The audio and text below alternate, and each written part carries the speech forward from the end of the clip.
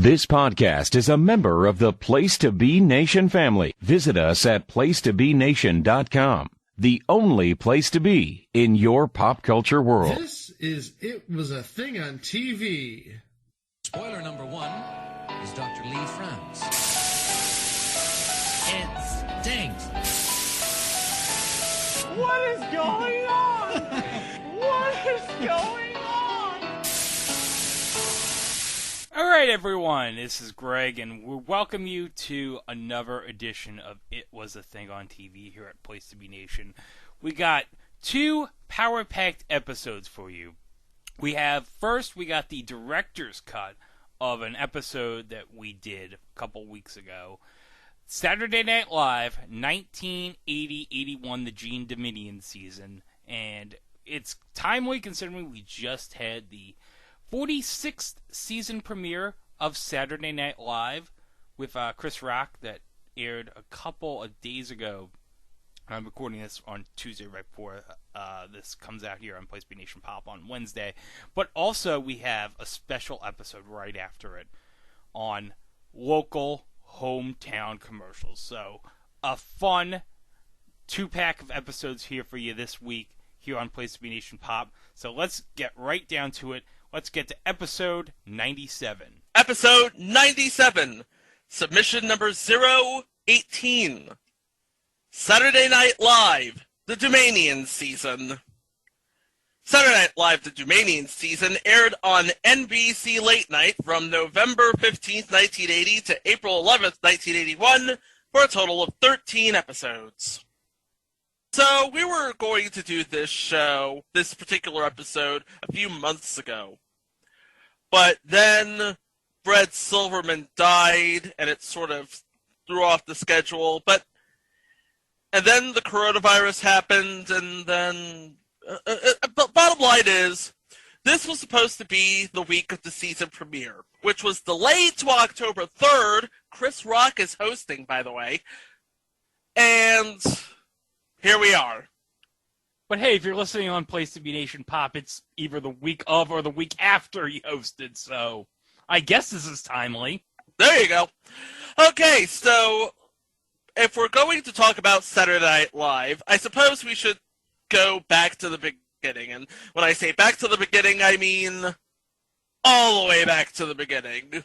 Oh, yes, because this Saturday Night Live co-created by Lorne Michaels and Dick Ebersol in 1975. Mm-hmm. Yep. And it ran for 5 very successful seasons with some of the great sketches in comedy history and some of the greatest cast members in the history of the show. Dan Aykroyd, Chase, John Belushi, Bill Murray, Jane Curtin, Gilda Radner, Garrett Morris, Lorraine Newman, and for one season, Harry Shearer.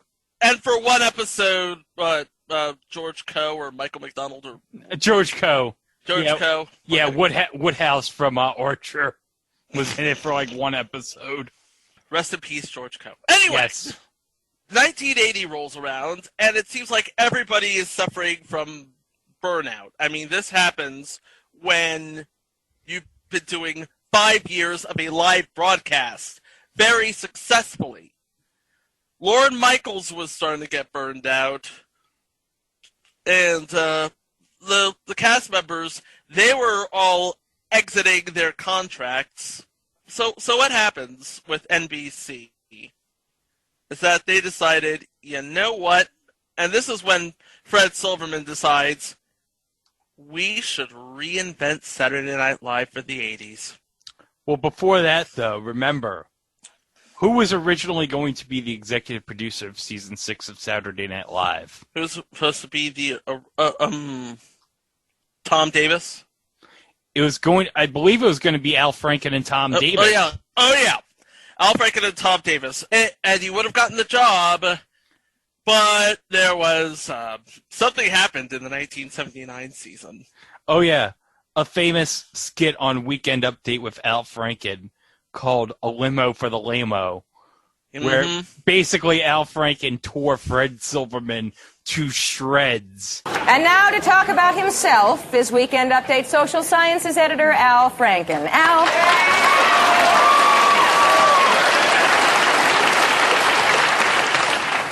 Thanks, Jane. Since the Al Franken decade started, a lot of people have been coming up and asking what they can do for me, Al Franken. Now, the other day I was standing outside Rockefeller Center trying to get a cab, and I was thinking about what I was going to do for this week's spot, and I came up with this great idea. It's a hilarious idea. And then some guy walks up to me and he says, "Hey, Al Franken, I'm sorry to bother you, but I'd just like to say I really enjoy your work." So I say, "Get lost, I'm trying to think." So the guy leaves. By this time, I've forgotten the idea. This great idea I'd be doing for you now if it hadn't been for this scum who interrupted my thought process. Okay, so I get in the cab and I start thinking, how did this happen to me, Al Franken? And I figured it happened because I was trying to get a cab. I should have a limousine. I mean, let's be reasonable. Here I am, Al Franken, one of NBC's few bright spots, and I'm forced to compete for taxis with you ordinary people out on the street. So I start thinking, who does NBC give limos to anyway? Okay, now there are some cast members here on Saturday Night Live who do get limousine service from NBC, and I'm not going to complain about that. These people are my friends, and it would seem a bit petty. But Garrett? Okay, anyway. I found out that NBC gives limousines to Tom Snyder and to Gary Coleman. Now, taste aside, these guys do star in their own shows, so I can't really complain about them either. But now get this. You know who gets complete door-to-door limousine service from NBC? Fred Silverman. Now, here's a guy who is a total, unequivocal failure. Okay, the guy's been here 2 years, and he hasn't done diddly squat. Okay, and he gets a limo. Now, here's a list, okay, of the top 10 rated shows this season in TV. Now, there's some A's there, some B's, some C's, some S's. You see those? You see any N's? No! Not one N. Why? Because Silverman is a lame-o. But he still gets limousine service. I like to call it a limo for the lame-o. Okay, now this is where you come in and you can help me, Al Franken. I want all of you to write NBC and pressure them to get me a limousine. Now, just send a letter or postcard to Get Al Franken a Limo, care of Fred Silverman, NBC TV, 30 Rockefeller Plaza, New York, New York, 10020. Now, this is very important. Write this address down now. Get a pencil and paper and write it down. Here, I'll wait for you. And rightly so, because if you remember, NBC in 1979, NBC loud as a peacock. Play the clip. We're loud, say it again. NBC, we're loud. We're in last place, loud. We're gonna fall right on our face, loud. Since Freddie came, our ratings always stayed the same. An 18 rating, a 14 share. Bet you wonder if we care. No, we're just proud to be NBC. We're loud, we're living in the past, loud. The bottom's dropping out real fast. Of our boring shows, just watch us jam them up your nose. We don't care, it's all fair. NBC is always there. We're not just proud, we're also loud. We're loud, we're louder than the rest. So loud, it doesn't matter, we're not the best. Loud, we're gonna screw around and run this network in the ground. The peacock's dead, so thank you, Fred. Yeah, thanks a whole lot. NBC, proud as a peacock. And supposedly, according to legend, Don Imus played that clip on his show on WNBC radio, and he got reamed for it. Yeah. You have the background information. So Lorne Michaels is heading out the door. Al Franken and Tom Davis were about to take the seat when Fred Silverman decided, yeah, no. Nope. Lorne Michaels did not get this news firsthand. I mean, he just found out that they were going with a new executive producer. It wasn't going to be Tom Davis or Al Franken. No. It was going to be his Lorne Michaels' associate producer from the previous season, Jean Doumanian. Yes, and for those of you who don't know who Jean Doumanian is, she is a longtime collaborator with Woody Allen, I believe. Mm-hmm. Jean Doumanian was tapped by Silverman to be the new executive producer when the show started up in 1980. This came as a shock to everybody. This came as an absolute shock to everybody. So, almost in solidarity, the entire cast decided, you know what, Lorne? We're with you, and we're leaving the show. Except, the entire cast and everybody on the writing staff except for one person, and that would be Brian Doyle Murray. So here's Jean Doumanian and one writer. Has to start over from scratch. Now, if you're a comedian in Los Angeles in 1980, hey, or not even Los Angeles, New York. If you're a comedian in America in 1980, oh, this is your chance. This is your big chance. This is your big chance for stardom.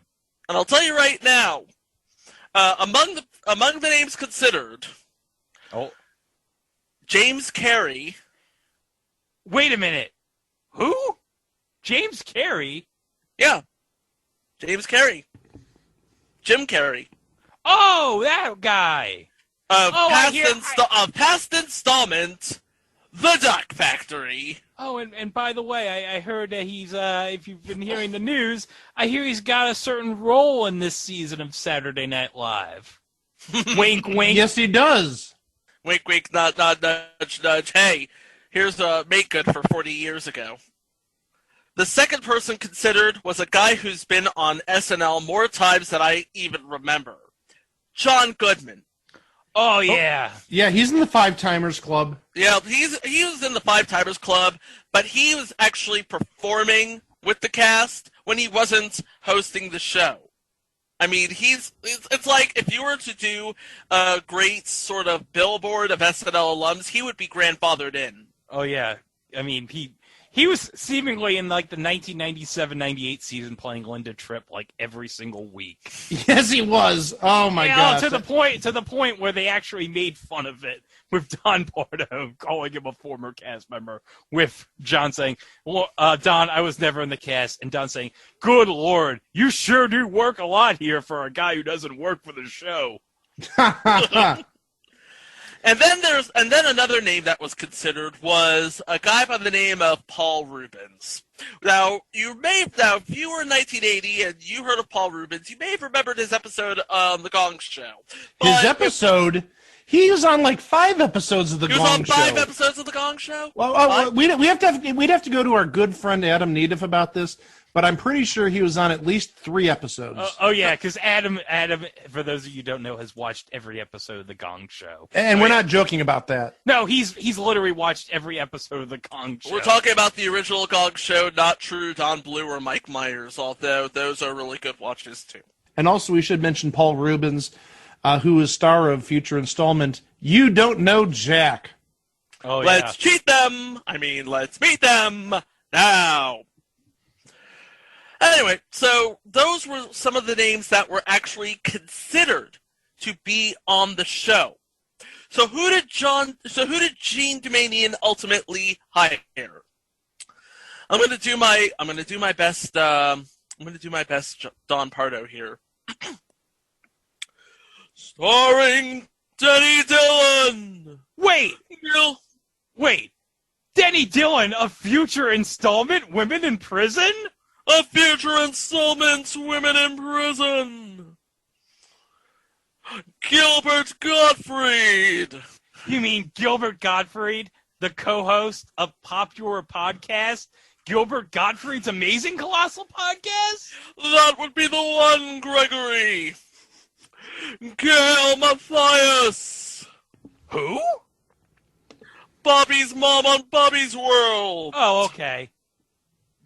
Joe Piscopo. Oh, you mean the Joe Piscopo from the CD-ROM game Multimedia Celebrity Poker with Jonathan Frakes and Morgan Fairchild? Yes. And Risley. To this day, nobody knows who Ann Risley is. Yeah, I got nothing. And Charles Rocket. Wait. You mean... No, wait, not that Rocket. I was thinking of something else. No, he's not. He didn't say Johnny Rocket. He said Charles Rocket. You'll find out about that joke in a few minutes. Oh, yeah. Okay, now, now, and this is what, and SNL historians Doug Hill and Jeff Weingrad said that they were still missing one key cast member. Gene still wanted what they called an ethnic. Gene was looking for a black person. Oh, yeah, it makes sense because Garrett Morris isn't there anymore. Yeah. So Gene had her eye on Robert Townsend, Now allegedly. Well, that would have, you know what? That would have been a bad choice. No, it wouldn't have been a bad choice. Robert Townsend was really good. In fact, he's future installment, Townsend Television, where he's actually doing sketch comedy his way. Yeah, and of course, Hollywood Shuffle. Come on. Now, wait a second. If we're talking about that Robert Townsend... Meteor Man. Meteor Man, come on. No. You don't even know where I'm going with this. So Okay, go ahead. Slow your roll. We're talking about Robert Townsend, who owned at least one TV station at some point, or a cable channel. Mm-hmm. Oh, so you know what he's responsible for? Future installment, the $1,000 B. I said it, the $1,000 B. You're welcome. What the hell is the $1,000 B? Oh my God, Greg, have you been living under a rock for the last 15 years? Greg, it's exactly what you think it is. It's a spelling bee, and at the end, somebody has $1,000 to show for it. No, that's the season prize. The top prize is $1,000. Oh, wait a minute. That's the... You're in a ridiculous spelling bee for $1,000. For the entire season. Okay. So she wanted Robert Townsend. She was leaning toward hiring somebody named Charlie Barnett. But there was one more person that they wanted to see. From Roosevelt, Long Island, up around your way, Greg. Well, that's all the way in Nassau County. Okay. Yeah, it's close a 19-year-old by the name of Eddie Murphy. Oh, yeah. They hired Eddie Murphy. Yeah. He premiered on the 4th episode. Yeah, and a very young Eddie Murphy. I mean, he was 19. That's mind-blowing. He had the record for the youngest person on cast until Anthony Michael Hall joined up. Oh yeah, and Pete Davidson has got to be close because when did he debut? Like when he was 2021. Pete Davidson was born November 16th of 1993, and he would have started SNL 2014, so he would have been 20. 21. He would have been 20. Well, it would have started September, October of 14, so he would have been late in his late 20. Mm-hmm. He's a friggin' pup. And he's only 26. I don't believe that. It seems like he's been on forever. Yeah, I know. It's crazy. He's now getting to be one of those long-standing vets. Oh, yeah. At the ripe old age of 26? Now, I put the inflection in there because, calling somebody an old vet at 26 is awkward. But, yeah, I mean, he's been around now for, looks like this is going to be his 8th season, I think, or 7th season. That's crazy, man. That is crazy. Time flies. Yeah. Well, also, if you go to either NBC.com or I'm not sure I don't know if the Peacock app has them, but you can find some sketches from the 6th season of SNL on there. So after we released this episode, it turned out that Peacock recently put up all 46 seasons worth of episodes of SNL on the Peacock app. So the episodes from season 6 exist either full or partially on the app, given maybe some musical performances are edited out for licensing reasons or whatever. But yeah, the episodes from season 6 are on there with the rest of SNL. Okay, so we have the players, now we need writers.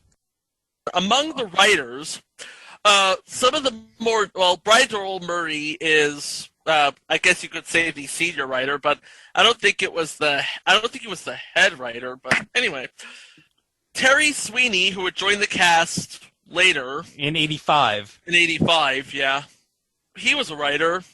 Smothers Brothers Comedy Hour and writer and musician Mason Williams was the first head writer. Whoa, the guy who did Classical Gas? Yes, the guy who did Classical Gas. Who did Classical Gas. He was the head writer.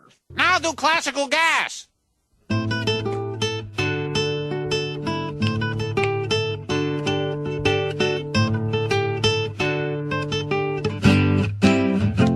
He didn't last long as the head writer because I guess there's a saying in Hollywood.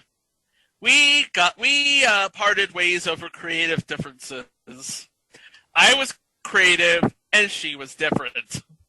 Also on the writing staff, you have a rehired Michael O'Donoghue. That's the name I was trying to remember from season 1. Michael O'Donoghue. Oh, wait, you mean Mr. Michael O'Donoghue? Mr. Michael O'Donoghue, yeah. We also have David Hurwitz. I'm sure I should remember him from something. Mitchell Craigman, who went on to create Clarissa Explains It All. Ooh. And I don't know who Dirk Wittenborn is, but I'm about to find out. Okay. He produced the Emmy-nominated HBO documentary Born Rich. But aside from that, a whole lot of nothing. Another name among writers, somebody took it under their wing to contribute to this effort. Gene Dumanian was a writer. Oh, wow. Why? Maybe because the writing was so bad? So, yeah. But Gene Dumanian, it says, was a writer, part of the writing staff for 12 episodes, the first 12. And I think we know what happened on episode 13. Uh-huh. Or what happened after episode 12, we should say, but we'll get to that later. Okay. Yes. Anyway, yes. Okay. So let's go over some episodes here because we'll go over the episodes, and there's going to be some sketches that they start out brilliant and then they just go from there. Yeah, let's start. We'll start with the first episode, but before we do that, it should be noted that the first episode of this season was November 15th. From New York, Saturday Night Live is live again.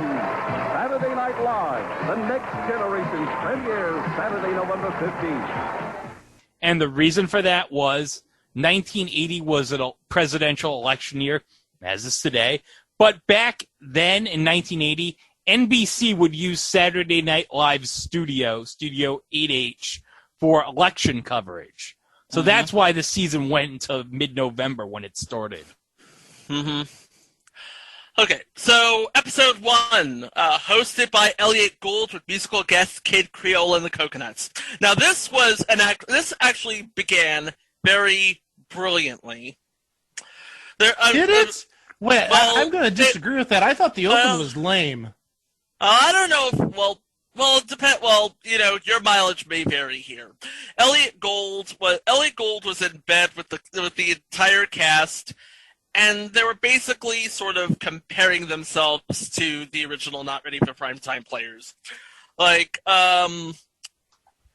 he told Gail Mathias that he's kind of a cross between Jane and Gilda. And then Charles was like, well, I'm a cross between Chevy and Bill. And then, hi, I'm Ann Risley. cross between Gilda and Lorraine. And then you're gonna love this. Oh, this is the best. This was. Hey, I'm Gilbert Gottfried. I'm a cross between John and Belushi and that guy from last year who did the Rod Serling impression. What a dig on Harry Shearer, huh? Well, yeah. And and who are you? I'm Denny Dillon. And live from New York, it's Saturday night. You see, I didn't care for that open, because I think in retrospect that hurt it. Well, that hurt it, but also again in retrospect, knowing what happened this season and how much of a disaster this season was, hearing Gail Mathias say that she's a cross between Jane Curtin and Gilda Radner. Okay, that she isn't a cross between Jane Curtin's pinky toenail and a hair in Gilda Radner's head. She doesn't have that much talent. I'm sorry. Okay. Same with Charles Rocket, comparing himself to Chevy Chase and Bill Murray. And, I'll give Gilbert credit. That was funny. A cross between John Belushi and Harry Shearer. That was funny. But it wasn't, again, knowing what happened, it's like, okay, this is, sort of brazen, sort of bold, comparing yourselves to the previous cast. And I'm even surprised NBC and Fred Silverman at that point would allow them to reference the previous cast. Well, there you go. They left en masse. The only person, as you said, that was left was Brian Doyle Murray. Mm-hmm. Oh, and we forgot to mention, this is like a parody of Bob and Carol and Ted and Alice. Mm-hmm. Which L.A. Gould was in. Yep. Okay, and we have our first sketch is the requisite presidential sketch with Rosalind Carter, played by Ann Risley, trying to seduce Jimmy Carter, played by Joe Piscopo, who is still depressed over his defeat in the 1980 presidential election, with Amy Carter, played by Denny Dillon. That's not funny. No. Next is the Rocket Report with Charles Rocket, who is looking for information about John Lennon's upcoming album. Remember, this was about the time that John Lennon...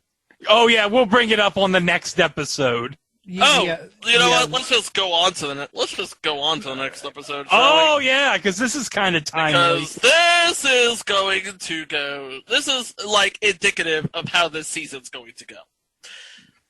Episode 2, hosted by Malcolm McDowell, with musical guest Captain Beefheart and his Magic Band. And it should be noted that recently on Gilbert Gottfried's Amazing Colossal podcast, they did a 2-part interview with Malcolm McDowell, and they brought up Malcolm's appearance on Saturday Night Live in 1980.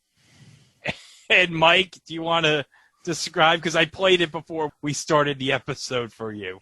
Go ahead, Mike. All I'm going to say, and Greg, you can fill in the gaps, is Malcolm referred to one of the cast members as Johnny Rocket. Johnny Rocket. So apparently Charles Rocket is now a 50s hamburger chain. A 50s hamburger chain. But there was one sketch on the Weekend Update with Malcolm McDowell where he's playing John Lennon and Denny Dillon's playing Yoko Ono. And this is obviously 2 weeks before John Lennon was tragically murdered. So Malcolm McDowell in the podcast with Gilbert talked about how he always felt horrible for it. And then maybe around the 20th anniversary of John Lennon's death, the BBC released some old audio recordings with John Lennon the weekend before he died. And there was this segment where John Lennon's talking about, oh yeah, me and Yoko, we were watching Saturday Night Live and they were talking about us and we thought it was hilarious. Wasn't it, Yoko? And Malcolm McDowell felt all of a sudden better for that because it's okay, John Lennon thought it was funny. Okay. Malcolm McDowell could not predict what would happen to John Lennon 2 weeks later. No. So I sort of don't understand why he feels so guilty. It's just total happenstance. Just coincidence that 2 weeks later he gets murdered in front of the Dakota. Yeah. Survivor's remorse, maybe? Because remember, Charlie Rocket was at the Dakota asking about John Lennon's new album. You're right about that. Oh, yeah. So, yeah, perhaps Survivor's remorse. But that nearly wasn't the worst thing that came out of that episode. Oh, we're going to talk about Jack the Stripper? Sure, let's talk about Jack the Stripper. Malcolm McDowell and drag everybody, doing his best Maggie Thatcher impression. And remember, folks, this was a year after he played H.G. Wells in Time After Time, where he hunted David Warner as Jack the Ripper. Oh, by the way, the 2017 series based on Time After Time is a future entry. But then you have a sketch called, and this is the actual sketch title. Okay. Don't write letters. Do not write. Oh, no, I know where you're going. No, Chico, please. Well, all I can say is, yeah, that happened, and Gene Domanian let it happen. But also, we should make a positive out of this negative. Oh, we're not even going to mention the sketch because the title is that offensive. Oh, even in 2020, it's offensive. Oh, in 2020, it's especially offensive. In 2020, you get crucified. Yeah. We should note that in this sketch, Eddie Murphy made his first appearance on SNL. Oh, yes. Mm-hmm. But one bright spot of this episode, Joe Piscopo, Saturday Night Sports. Yeah! So I guess this was the genesis. This episode was as bad as it was, and many people have said that this was the worst episode of Saturday Night Live ever. Of course, this was before the 20th anniversary season, which is going to be a future entry, by the way. This was the genesis of the Joe Piscopo, Eddie Murphy friendship. Episode 3, hosted by Ellen Burstyn, with musical guests Aretha Franklin and Keith Sykes. 2 really good sketches. One was the short film based on the song Fish Heads. Fish heads, fish heads, roly-poly fish heads. Fish heads, eat them up, yum! Classic. Yep. And then Eddie Murphy actually has his speaking debut as a commentator on Weekend Update. He was commentating about basketball players. Yeah. And it is one of the funniest things this entire season. Oh, yeah. And you could tell right away Eddie Murphy was like, this guy, watch this. It was like, people were backstage going, watch this guy. This guy's going to be a star. This guy's somebody special. Yep. This guy's going to make it. Yeah, they knew they had somebody special aboard. Yeah. Mm-hmm. Oh, and one thing I want to note about Fish Heads. Who directed Fish Heads? I have no idea who directed Fish Heads. Bill Mummy!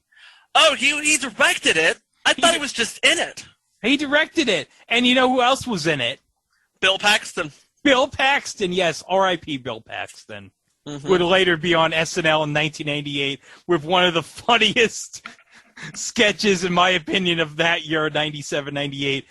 Mike, remember this. The sketch on MSNBC with all the Chiron on the screen. I remember that, and the thing is, I didn't watch much SNL around that period. I was a Mad TV guy around that time, but I remember that sketch, yes. Yeah, and if you were watching MSNBC in 1997, 98, that is exactly what it was back then. It had, like, Chiron all over the place. Yeah, you're not wrong. You are not wrong, no. Let's take a call, but first, let's see a picture of the Terminator robot. That's cool. Episode 4. Yes! Oh, my God. You're ready for this. You ready for this? Oh, yeah. Hosted by Jamie Lee Curtis with musical guests James Brown, Hit Me, and Ellen Shipley. Yeah. That's a dynamite right there. Jamie Lee Curtis. Fresh, I believe Halloween 2 might have been out at that point. No, it was the original Halloween. Original Halloween was 78. 78. Okay, so it was Halloween 2. Okay. Yeah, Halloween 2 was around that time, and you got James Brown. Come on. It's like it was like I was just waiting for somebody to say, and now, ladies and gentlemen, it is start time correction, Halloween 2 was actually 81, so a year off. But still. She was riding high. I mean, Halloween was a big hit back in 78. Hey, yeah, I'll tell you what. Halloween got her the match game in 1980. And 78, I believe. Yeah, and Pyramid. $20,000 Pyramid she was on. Oh, I didn't know she was on Pyramid. Oh, she was on $20,000 Pyramid. Oh, yeah. And also, it doesn't hurt that she's the daughter of Tony Curtis, royalty in Hollywood. Oh, yes. Oh, yeah. And Janet Leigh. Why does everybody forget Janet Leigh? Everyone forgets about Janet Leigh. Yeah. Okay. Nobody should forget about Janet Leigh. All right, and on this episode, we actually have Matthew Lawrence as a cast member. Matthew Lawrence featured a future entry duet, and Patrick Weathers. I have no idea who that guy is. Yeah. Oh, but who appears in a black and white film short? Danny DeVito. Frank Reynolds! Wait, you mean Ongo Gablogian? Bullshit. No, he means the warthog from that episode of It's Always Sunny. Bullshit. Bullshit. Derivative. Hey, you gotta pay the troll toll if you want to get in. Oh, my gosh. Oh, boy. But we'll talk about Frank Reynolds somewhere down the line. Oh, my gosh. By Frank Reynolds, we mean him and the ABC newscaster, Frank Reynolds. Okay. No relation. No. But can you imagine what would it be if Danny DeVito was actually related to Frank Reynolds, the ABC newscaster? It would be like another twin situation with him and Arnold. Yep. Oh, boy. Yeah, got to clean the palate off after that one. Well, we have the Christmas episode coming up next. Oh, and who speaks Christmas more than David Carradine? Guy from Kung Fu? Yeah, the guy from Kung Fu. And musical guest Linda Ronstadt. And with the cast of the Pirates of Penzance. I am not joking. Oh my God, yes. They performed a medley of tunes, including I Am the Very Model of a Modern Major General. Colin Baker did it better in a Big Finish audio for Doctor Who. Oh, is there not one maiden breast? What? Is there not one maiden breast? Poor Wandering One and Go Ye Heroes, and a medley of Christmas carols featuring O Come Emmanuel, Joy to the World, and The First Noel. Also featured a Mr. Bill film. Oh, yeah, Mr. Bill. We can't forget about Mr. Bill. No. So Mr. Bill actually got retained in season 6. I find that very interesting. Well, I thought Mr. Bill would have gone once everybody else left. Yeah, you would have thought he was gone with Lauren. Yeah, you'd think that. Oh, and guys, I know why David Carradine was on this episode. Why was David Carradine on the Christmas episode? Why? Well, him and the Christmas stockings had something in common. They were both hung. Oh no! No!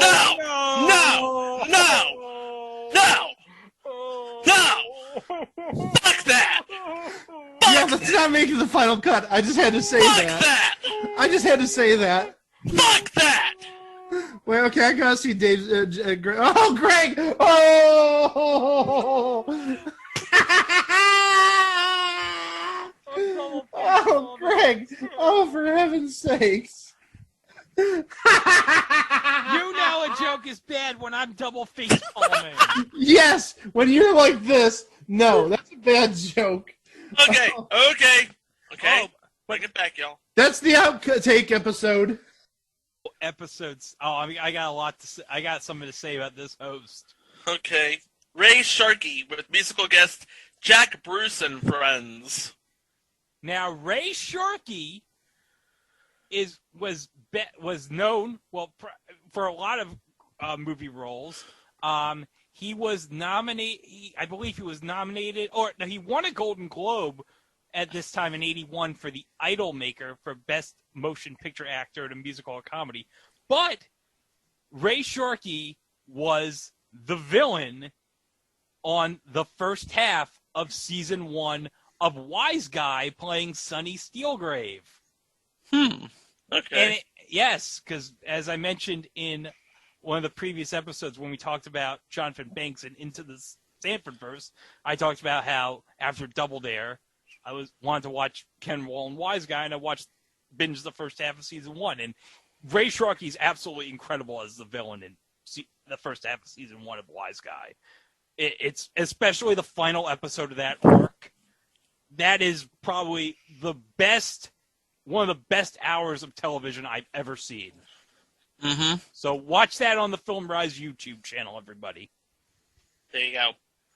Among the sketches, we have Wasp Interpreter, Tommy Torture. Tommy Torture? With Debbie playing a dominatrix, I'm guessing. Oh. Citizens for a Better America with Gilbert Gottfried as Dr. Sven Gazzara. Is that a parody of Ben Gazzara? I think so. Gail Mathias' first turn as co-anchor of Update. So yeah, she would be doing it with Charles, I think. Yep. And a commercial for... it's just a commercial. Whatever it is, include ring size, trace your face, red, blue, green, or natural oak. It's here. No moving parts. $9.99. It's here to box 0, New York, New York, New York, 99999. I imagine he delivered that incredibly quickly. Yep. Eddie Murphy, because the show was running short, Eddie Murphy decided to deliver a 5-minute monologue called Black People Fighting. I'm going to add Tommy Torture. Looking at a site here, it looks like Tommy Torture was a heavy metal band of sorts. Oh. Ray Sharkey played Tommy Torture, and then other band members, I'm guessing these are band members from the Saturday Night Live band were in the sketch. It doesn't have any of the featured players playing any of the band members. You had Patrick Weathers as a waiter. Charles Rocket was in it. Matthew Lawrence was a club owner. So it had nothing to do with S&M. It had to do with looks like heavy metal. I guess that's another episode, because I remember Denny Dillon played a...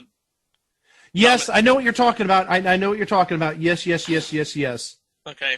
But that's another episode. That's somewhere down the road. Well, we talked about Eddie doing the stand-up monologue, right? Yeah. Because he did it late. Didn't he mock Garrett Morris in it? Yes. And Stevie Wonder. And Bill Cosby. This was before we knew what we know now. This is before we knew what we know now in 2020. Yeah. Hannibal Buress was not around, obviously, in 1980 to tell us the truth. Eddie Murphy was Hannibal Buress before Hannibal Buress was Hannibal Buress. Just saying. A note we got after we originally recorded and released the episode. This came from our Facebook page, and it was from a listener, Marc Biddleman, and he wrote about that segment with Eddie Murphy that Eddie's mocking of Garrett on Weekend Update in a riff was on the possibility of reviving the draft. So we're going to play that segment with Eddie right here for you on the director's cut version of this episode. It's a new year, which means there's a whole new crop of 18 and 19-year-olds who have to register for the draft by December. Here with a comment is our own 19-year-old Eddie Murphy. Eddie?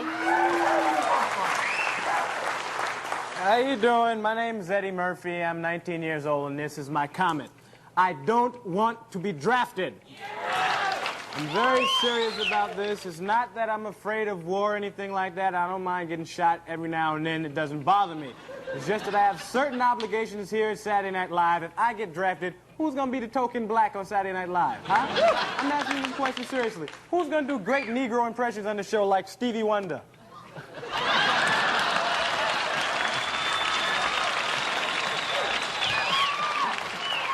Who's going to do great Negro impressions on the show like Bill Cosby.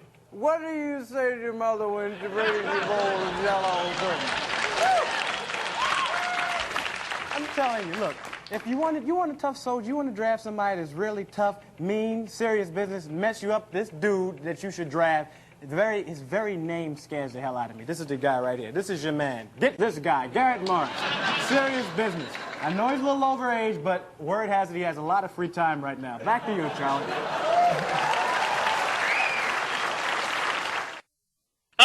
Episode 7. Host Karen Black.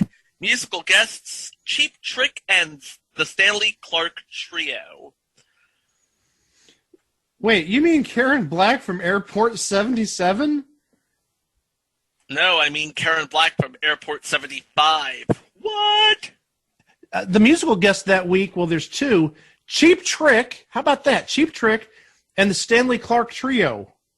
I don't know who the Stanley Clark Trio is. It rings a bell, but Stanley Clark is a 5-time Grammy winner, 15 nominations. So, I mean, he obviously did something. Oh, and his electric bass is permanently on display at the Smithsonian. There you go. Museum of African American History and Culture.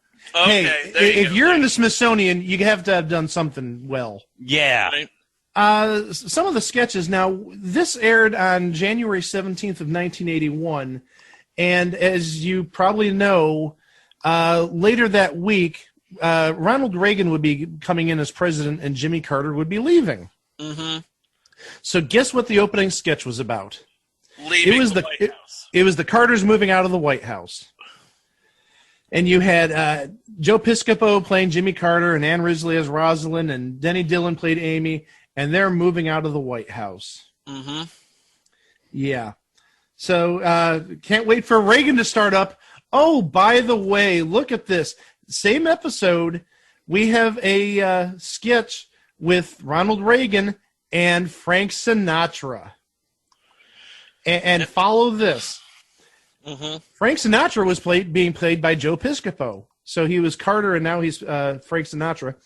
Ronald Reagan was played by Charles Rocket, and Gail Mathias played Nancy. Which, I can totally see. And you know what? According to Helen Weingrad, this episode was, and now I'm quoting, actually funny all the way through. Yeah, among other sketches, there's a sketch about the Mona Lisa where Karen Black played the Mona Lisa. And there's a 60 Minutes spoof with Piscopo playing Dan Rather. Okay, that's a little tough for me to absorb. I can totally see it. Okay, you can see it. I have. Okay, now that I'm looking at the still of him playing Dan Rather, I can see it too. Okay. Dan Rather hadn't been CBS Evening News anchor yet, right? Or he was No, about to be. it was still Cronkite because Cronkite was there till 81. Dan Rather wouldn't be the guy until March. Okay, so 2 months he would be. He might have just been announced as the Evening News anchor. Well, possibly, but again, this is a 60-minute spoof, and he was definitely on 60 Minutes. He was definitely on 60 Minutes in 81. Absolutely. Uh-huh. And then you have the Saturday Night Live action dolls. Were they made by Mego? Probably. Oh, jeez. Probably. Mego had their hands in everything. You saw that episode of... I saw that Star Trek episode of The Toys Made Us. That was a good episode. Oh, that was a good episode. Especially whole that series, series was pretty good. And especially that communicator where you opened it up, it would make that red alert noise. Annoying. Well, we had Karen Black on episode 7. Let's stay in the airport type of theme with episode 8. Somebody who was starring in a little movie in 1980 called Airplane. Yep, Robert Hayes. Yep. Robert Hayes. Yes. Robert Hayes. Future installment, NG. Oh, yeah, absolutely. He was on Angie, too, back in, 79. So he had Angie, and then he also had Airplane at the time. So he was riding high. He was doing very well at the time. Hey, you might say Robert Hayes was flying high. Wrong show, Greg. Oh, yeah. I think at this time, Connie Sullivan would have been on Greatest American Hero. The cold opening was Ted Koppel reporting America not held hostage anymore because, again... Oh, yeah, it was the same day as Reagan getting inaugurated. Well, it wasn't the same day, but remember, when Reagan got inaugurated, the first thing he did was, promise that Iran would be blown off the face of the earth, and all the hostages were released, immediately. So, America not being held hostage anymore, you could look at it two ways. The hostages being released, but also America doesn't have Carter as president anymore. Yay. Okay, another sketch was Love American Style. Robert Hayes and a love doll.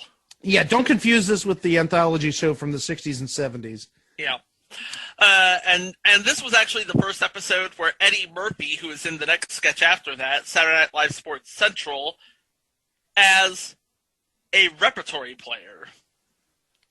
Yes, he became a cast member after this, in this episode.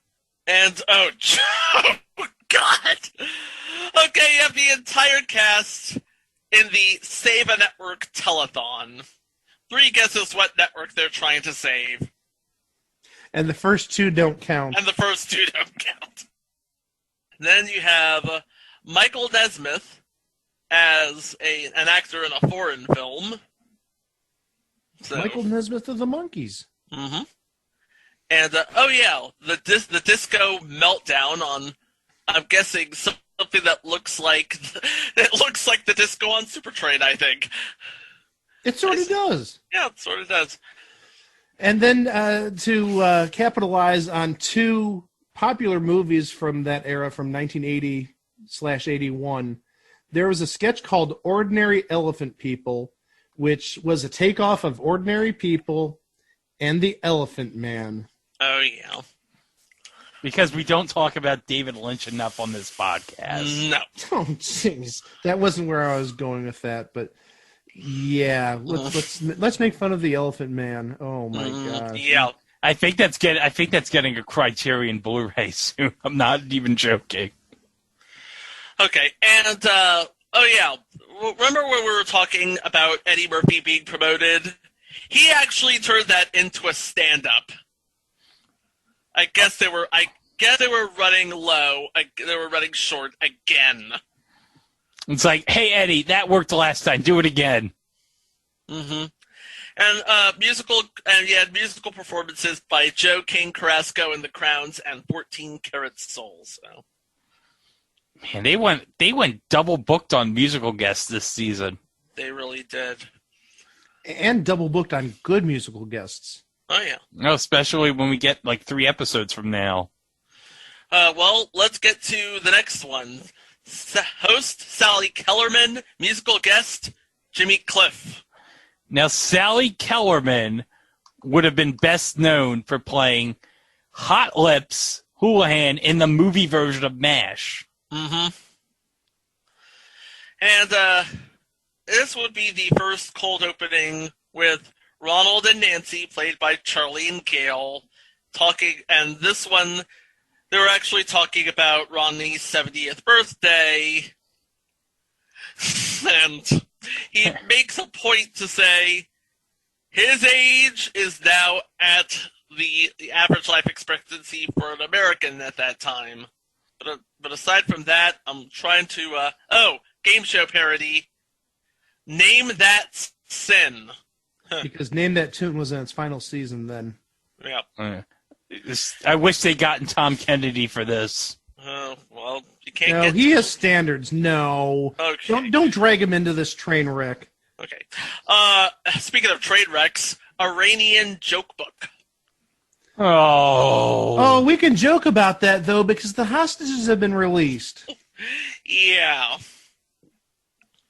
And then also, it's related, there's actually a mini film called The Day in the Life of a Hostage. Oh. Yeah. Oh, and even more related, there's a sketch called The Iranian Student Council. Oh. Yeah, okay, we get it. I think we better move on really fast. I feel very dirty right now. Yeah, and Sally Kellerman actually did her own singing this episode. Oh, that's nice. Yeah. Well, there's your double act for the musical guest. Mm-hmm.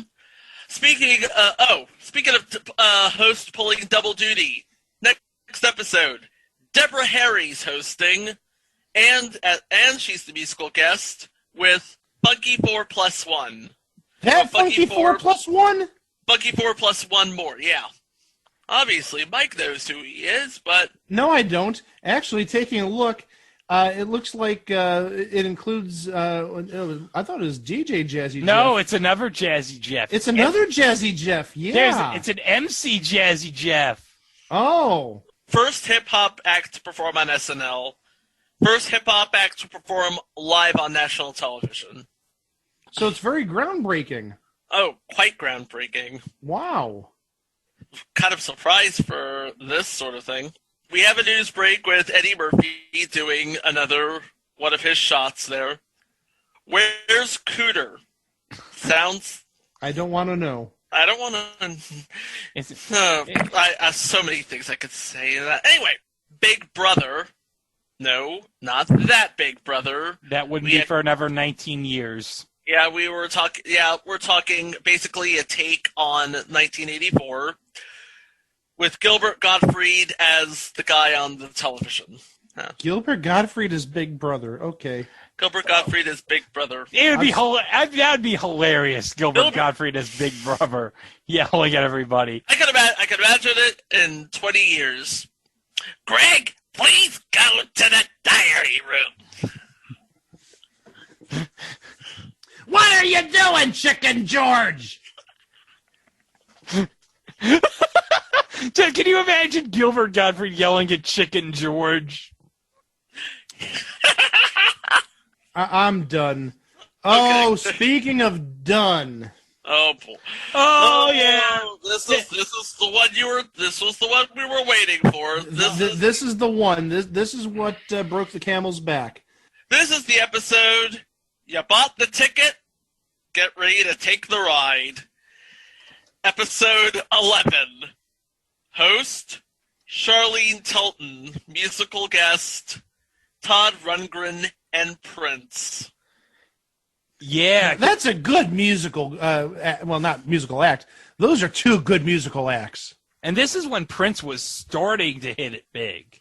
I mean, Purple Rain wouldn't be like for another 3 years, but this is when his star was rising. This was controversy. You knew he was going to be immense after controversy. This was actually one of the first installments of what would be Eddie Murphy's main sort of sketch, Mr. Robinson's Neighborhood. Classic. Mm-hmm. But before we get to that, before we talk about more of the sketches in this episode, the open. It's called Super Fight, but if you look at the screen grab, I'm seeing, it reminds you of something from about, what was it, maybe about 14 years later, 12 years later? Just about, yeah. Yeah. And if you look at who's involved in this, you know exactly who did this. Marc Weiner. Marc Weiner, if you remember Weinerville on Nickelodeon, where they'd shrink down the people to small size and they'd have like these big heads. Oh, and, yeah. like, these puppet bodies. That was the open to this. It was a super fight between, I don't know who the fighters were, but Joe Piscopo was involved in some capacity. I think unsurprisingly. And on Truth by Consensus Wikipedia, I'm guessing in this sketch, there's a cameo appearance by Don King. I would since it's called Super Fight, I would assume Don King has an appearance there. Yeah. Oh, and also they make an appearance during SNL Sports, and that's where Don King actually appears. Okay. So Marc Weiner is back with the Super Fight, the boxers, but Don King makes an appearance in the SNL Sports version of the Super Fight. Wow. Yeah. Marc Weiner and Don King. Wow, what a... Mm-hmm. Along with Todd Rundgren and Prince. Yeah. Only in America. Only in America. And Eddie Murphy doing Stevie Wonder in a sketch titled A Fiddler Beyond the Roof. You would think that this would be just an absolutely epic episode. You'd think that, and then you have a running gag throughout the episode since it's Charlene Tilton and she was on Dallas. And remember what was happening in 80, 81. You had that whole Who Shot JR thing. Yeah, it's like everything was leading up to that. Yeah, I mean, that's basically what the episode was doing, is leading up to, okay, we're going to say who shot Charles Rocket. Yeah. Mm-hmm. One thing I want to add is, it's funny we talk about JR. Actually, originally, according to Truth by Consensus Wikipedia, Larry Hagman was originally chosen to host, but he refused to do the show, so it went to Charlene Tilton. Good on you, Larry Hagman. He's too good to be with this cast. I'm sorry. Yeah. Larry Hagman has standards. He was on I Dream of Jeannie. But also, let's also remember that Larry Hagman was he was the big fish on Dallas. Charlene Tilton was there too. I mean, she was important to Dallas as well, being the young blonde. But she was no Larry Hagman. Not a chance. Oh, she was no Victoria Principal. Let's be honest. You know what? Not even close. And then the show, okay, everything's going all well and good. Prince is just doing Prince things. It's like there's good, there's really good, and then there's Prince. And then after that performance, we have the good night. We have the cast lining up for the good nights. Charles Rocket's in the wheelchair after getting shot, and he's smoking a drag, and Charlene's like, I hope you can forgive us for doing this. And Charlie, still in character, just grumbles, I like to know who the fuck did it. Charlie, how are you feeling now after you've been shot? Oh, man, it's the first time I've ever been shot in my life. I'd like to know who the fuck did it.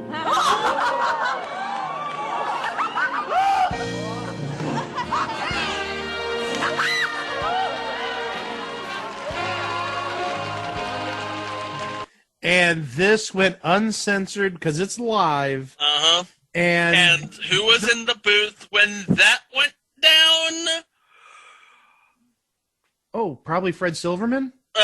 Either Fred Silverman or Dick Ebersol. Probably Dick Ebersol. I think it was Dick Ebersol, but yeah, there was somebody big there, heard this, and literally, like, head started rolling as soon as the cameras stopped rolling. Yep. So, yeah, so we had a whole lot of changes after this episode. It was a bad season to begin with, but once you throw the F-bomb and you're going to get those FCC complaints, there's no going back. Nope. So now we go to 2 the weeks week later. after. 2 weeks later. And returning as host, Bill Murray. Yeah, they needed something to liven up the show from 2 weeks ago, so they figured, you know what? Bill, can you come back to host an episode? And he did. And actually, the heads didn't totally start rolling because a lot of the cast was still on this episode. Yep. You still had Denny Dillon and Gilbert Gottfried and Gail Mathias and obviously Eddie Murphy and Joe Piscopo, Charles Rocket. Charles Rocket somehow retained his job even though the F-bomb got slipped. Well, they did do a cold open with Bill and the cast about the negative reviews, and they do bring up the fat Charles Rocket's incident from 2 weeks ago. And Charlie, watch your language. All right? Yeah, it ain't going to make much of a difference. Sorry if I spoiled anything. And tell them, don't worry, it just doesn't matter. It just doesn't matter. It just doesn't matter. Yeah, it didn't matter because, frankly, this episode was just... I'm looking at one sketch and it's giving me the creeps. What is it? There's a sketch called Chapstick, and I'm just going to mention the top 3 people listed in this sketch. Mm-hmm. Denny Dillon as a fan, Gail Mathias as a fan, Gilbert Gottfried, apparently this is who they're the fan of, and if you know the whole backstory, this gives you the creeps. Roman Polanski. Moving on! Oh, Moving God. on fast, yes. Okay. I should note that in this episode, Bill Murray reprised his role as Nick the Lounge Singer, and making a cameo, of course, as Nick's pianist, Paul Schaefer. Nice. Very nice. Yes, because remember, Paul Schaefer was part of the original band on Saturday Night Live, and this would be like a year before Late Night with David Letterman started. So Yeah, because we said that started in February of '82. Yes. Yep. And another thing that happened was Walter Cronkite passed the reins to Dan Rather. We have a sketch called Altered Walter, with Bill Murray as Walter Cronkite, and Joe Piscopo as Dan Rather. Yeah, because Bill Murray played Walter Cronkite on the first run of the show. So. I should note that Bill Murray announced that the next episode would be hosted by Robert Guillaume with musical guest Ian Dury and the Blockheads, but the episode was canceled because, guys, Gene Dominion got replaced as executive producer. Turns out it really did matter. It just doesn't matter. It just doesn't matter. Only it did, because after that episode, Gene Domanian got shit-canned. Not just Gene Domanian. Oh, my gosh. You had a number of new cast members coming in who'd actually stick around for a little while. There's some people whose names you don't recognize necessarily, but they're using the term that we use so often, known entities. Yeah, I'll tell you right now, Charles Rocket was fired. Of course. Because of course he was. Ann Risley was fired. Because of course she was. And Gilbert Gottfried was fired. Because of course he was. Replacing them would be Robin Duke, Tim Kazurinsky, and Tony Rosato. Wait, Tim Kazurinsky? You Well, mean here's the thing. Officer Sweet Chuck? Officer Sweet Chuck was on SNL. Now, here's the thing. Robin Duke was not the original choice to replace Gail or Ann. Yes, because I know who it was supposed to be. You know who it was supposed to be? Catherine O'Hara. Yep, so it was supposed to be another SCTV alum, Catherine O'Hara. But she was like a cast member for a day. Her words. She was a cast member for a day. And she suggested Robin Duke replace her. Well, supposedly the reason why she quit after a day was Mike O'Donoghue gave her the creeps. Which he is wont to do. Yes. But, I mean, Catherine O'Hara now is an Emmy, so... Okay.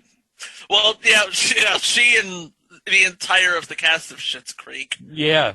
And they well deserve it. I mean, that's a show that we're never going to cover here. That's the thing. No. Oh, absolutely not. Not after the last week they had. Oh, my God. And besides, we got plenty of Canadian shows we're going to cover on this podcast.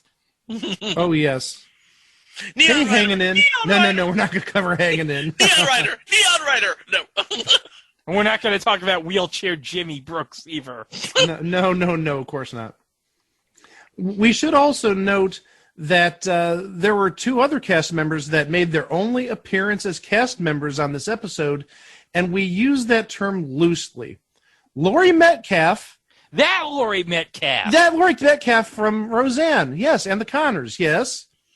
And Emily Prager. Who? It says Emily Prager was on The Edge of Night from 68 to 72. Well, looks like she's better known as a writer than anything else. Yeah, she was credited, but she never appeared. Yeah, that's why I said, she sort of was in this episode, but she wasn't. She appeared in the credits, but didn't appear in the show at all. Yeah. And Laurie Metcalf was only in a pre-taped segment for Weekend Update. Yeah. So they didn't even really make real appearances. Well, one made an appearance, but the other didn't even appear at all in the show. And that gives them the notorious distinction for having the shortest stint on SNL history for any cast member. Yeah. And one show. And we'll get to the reason why when we get to the end of this.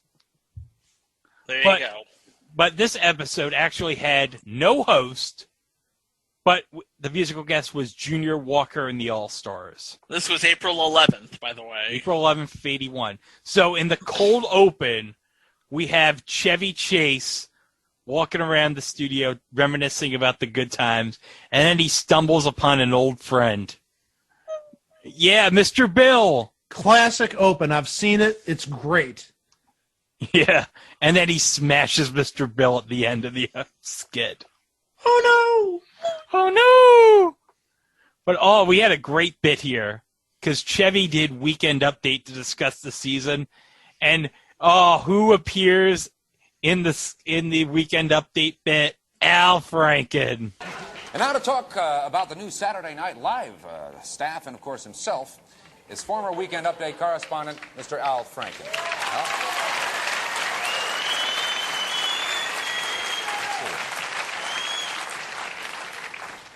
Thanks, Chevy. It's nice to see someone else from the old show. You know, most of you probably know me, Al Franken, from the Al Franken Decade Reports I did last year, or from the Franken and Davis shows that my partner, Tom Davis, and I did over the 5 years of the original Saturday Night Live.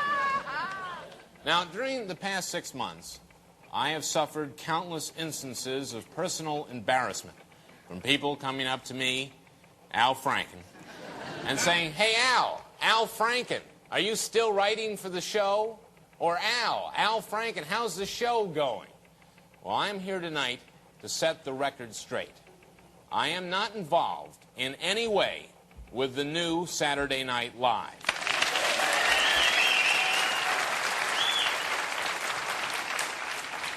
Now, there's been a lot of articles on how Saturday Night fell apart. Now, here's one in this week's TV Guide. I see, and it's a pretty good one. It's okay, anyway. I don't know if you can see that, but the real story has never fully been told until tonight. And you can believe it because it's coming from me, Al Franken. You see, Lorne Michaels, the producer of Saturday Night, decided after last season that it was time to go on to different things. Now, he figured the first season had been great. And then Chevy left. And the show, of course, got even better. Then after the fourth year, Danny and John left. Now, them we missed. So after 5 golden years, Lorne decided to leave. And so did those close to him, including me, Al Franken. So NBC had to pick a new producer. Now, most knowledgeable people, as you might imagine, hoped it would be me, Al Franken. But instead, without consulting the show's staff or cast, NBC picked Gene Domanian, an associate producer on the show. Now, I don't want to be cruel to Gene, because it might make you think less of me, Al Franken. Anyway, it took NBC 12 shows to figure out their horrendous mistake, and a month ago they fired Gene. Okay, now, who do they pick to rectify the original error? Someone who knows what he's doing? Someone like me, Al Franken? No, they picked Dick Ebersol. Now, I know Dick because he was a network executive in charge of late-night programming when Saturday Night started, and as such, was the first person to steal credit for the success of Saturday Night.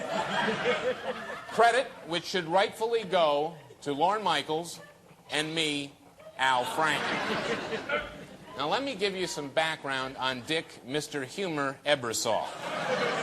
His credits include The Waverly Wonders, starring Joe Namath, Roller Girls, and a show called Joe and Valerie about a kid from Brooklyn who dances every night at a disco.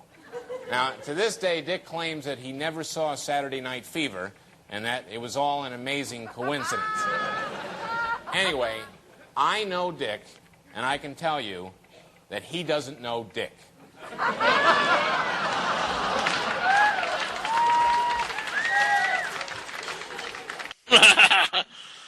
And he argued that the 1980s were going to be the Al Franken decade. Yup. And it was. It was the Al Franken decade. I mean, he was the one-man mobile unit in the 1988 presidential election on SNL. And during the Gulf War, too. Oh, I forgot he did that. He did that same at the Gulf War. Yeah, that was amazing. Yes, he did, back in 90 and 91. Yes, That he was was- in the Gulf War. Yeah. Yep.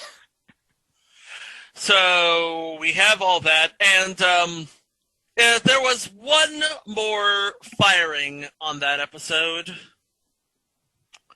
It was Don Pardo's last episode as announcer until season 8. Yeah, you can't keep a good guy down. Yeah, because he wasn't the announcer for 81, 82. So, but he came back. I think it was because Michael O'Donoghue didn't like him. Also on this episode, since there was no host, we had a mishmash of different people.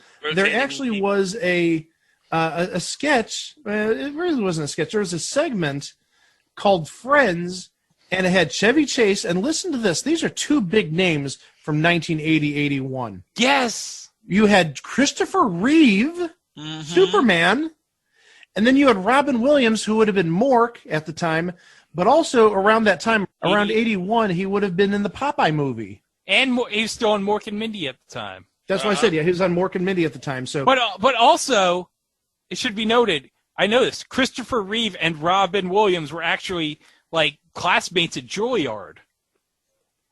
Yep. I did not know that. Yeah, because I remember Robin Williams talking about it after Christopher Reeve died. And after a film about a bag lady and Junior Walker and the All-Stars, that would be the show. That's your season, more or less. That's your season. Yeah, because originally, I should note, Al Franken mentioned that the following week, him and Tom Davis would be hosting Saturday Night Live with the Grateful Dead, but there was a writer's strike the following week, and that basically ended the season. So it basically was a blessing in disguise for Dick Ebersol, because it made him quietly try to retool the show for the following year. But we do know what episodes were canceled. Oh, and yeah. We mentioned the Robert Guillaume and Ian Dury and the Blockheads. Yes. And we just mentioned Tom Davis and Al Franken. Oh, my gosh, that would have been amazing. That would have been a flashback back to the 70s. And the Grateful Dead. And the Grateful Dead, yes. Oh, my would gosh, have been that would have been so amazing. And continuing the amazement, April 25th of 81 would have been Dan Aykroyd and Pat Benatar. Was there anybody hotter in 81 than Pat Benatar? And the amazing thing is, and I didn't even realize this, Dan Aykroyd didn't host the show until 2003. What? Yeah, I'm sure he probably came back for like the odd cameo appearance here or there, but yeah, he didn't return to host the show until 2003. That's amazing. Which is hard to believe considering how many times Chevy and Bill hosted. Absolutely.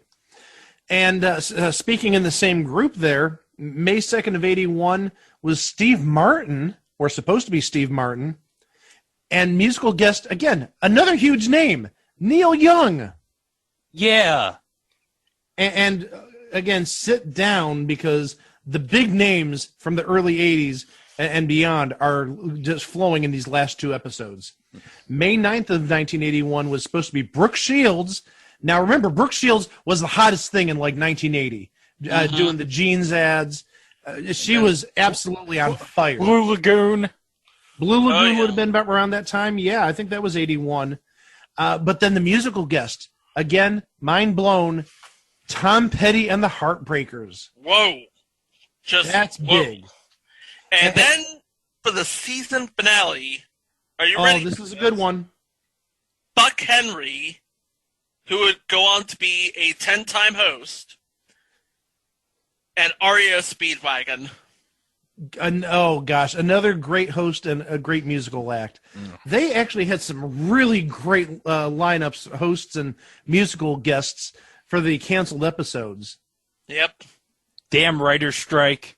Yeah. Darn writer's strike, and also I think you can add into that darn season 6 of SNL. Oh, that almost killed it. I'll tell you right now, Tom Shales, he's basically summing up everything that was written about this season when he said this.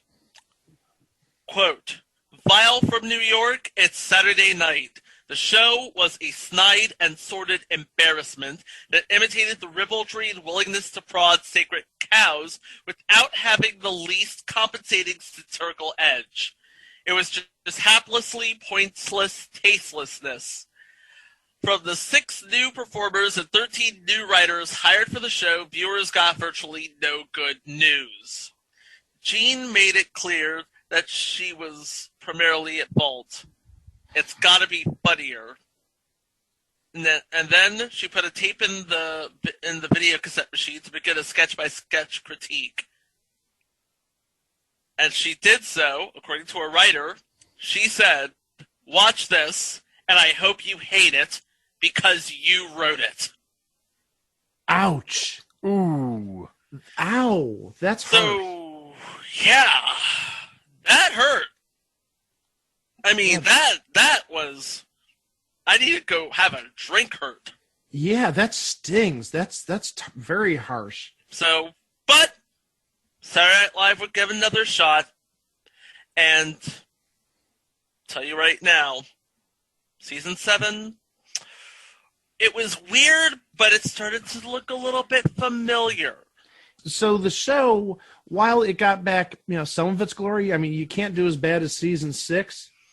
In my opinion, it really didn't get back to, really must-see, hilarious TV until 86, 87 season. Lorne Michaels coming back. And with Lorne Michaels, and you had John Lovitz, and you had Kevin Nealon, and Victoria Dana Jackson. Carvey. Oh, I mean, we could just, talk all day about, the people that came aboard in that season and the impact that they had for at least, the next 5 years and even longer. But I should note, in the early 80s, basically you had, Eddie Murphy and Joe Piscopo basically keeping that show afloat in the early to mid-80s. And, of course, you'd have, some notable cast members come here or there. You had some woman from Chicago by the name of Julia Louis-Dreyfus in 82. Never heard of her. You had some comedy writer coming in fresh off of Fridays by the name of Larry David. Never heard of him. And then you had a couple of people show up in 84, 85, like Billy Crystal. Never heard of him. And Martin Short. Oh, Martin Short. He is such a genius, I must say. Yeah, I was going to say, are we talking about Ed Grimley? Future installment. You know where I'm going with Ed Grimley. Installment, the Ed Grimley cartoon. Yeah, I'm referring to the Ed Grimley cartoon, which we're going to cover one day, yes. Oh, I'm going to go mental when we cover it. Are you going to get your Shrine of Pat Sajak ready? I'm going to get my Shrine of Pat Sajak, and I'm going to put a little board on a little wheel on it, I must say. Oh, God, you had to think, because it was on NBC, that Pat Sajak had to have had a cameo, and that's... You would think so. I don't remember one, though. Was it Wheels in Los Angeles, SNL's in New York, so... Well, but Pat Sajak did make a cameo on Rugrats, which we are going to cover. But that's years down the road. That is years down the road, and that's another episode for another day. But and yeah, needless to say, the show has recovered nicely since we're talking about season 6, right before the premiere of season 46. This is the 40th anniversary of that season. Oh, yeah, God. Well, we may not All want to I remember can say that. is, Chris Rock, don't screw this up. Hey, he's on Fargo now, and everyone's talking about how this season of Fargo is going to be great with him in it. Yes. Yes. But, SNL, but Saturday Night Live 80, the Gene Domanian season, perhaps the worst thing on TV. But hey, you got Malcolm McDowell in drag, so it's all good. True. That's the end? Well, I guess so. Unless you have something to say, Mike. Oh, guys, get ready. Oh, boy. Oh, Greg, are you sitting down? Oh, fuck, what is it? You know what it is. It's time for... Play the music. Yeah. Play the music. It's time for the end of the show. Oh. Bro, they've been sitting Not there. cool, man. Bro, they've been... Not cool, man. It's me, Vince Russo. I'm here from the truck at NBC. Charlie Rocket has just cursed the storm. He wants to know who the F did it. And they want to know who shot CR. Who shot CR? Who shot Johnny Rocket? Yeah. Afterwards, they're all me and Malcolm McDowell and Don Pardo. We gonna go to Johnny Rockets and we gonna have a bunch of cheeseburgers there. Well, once you get those cheeseburgers, why don't you sit back and listen to a little bit of our podcast?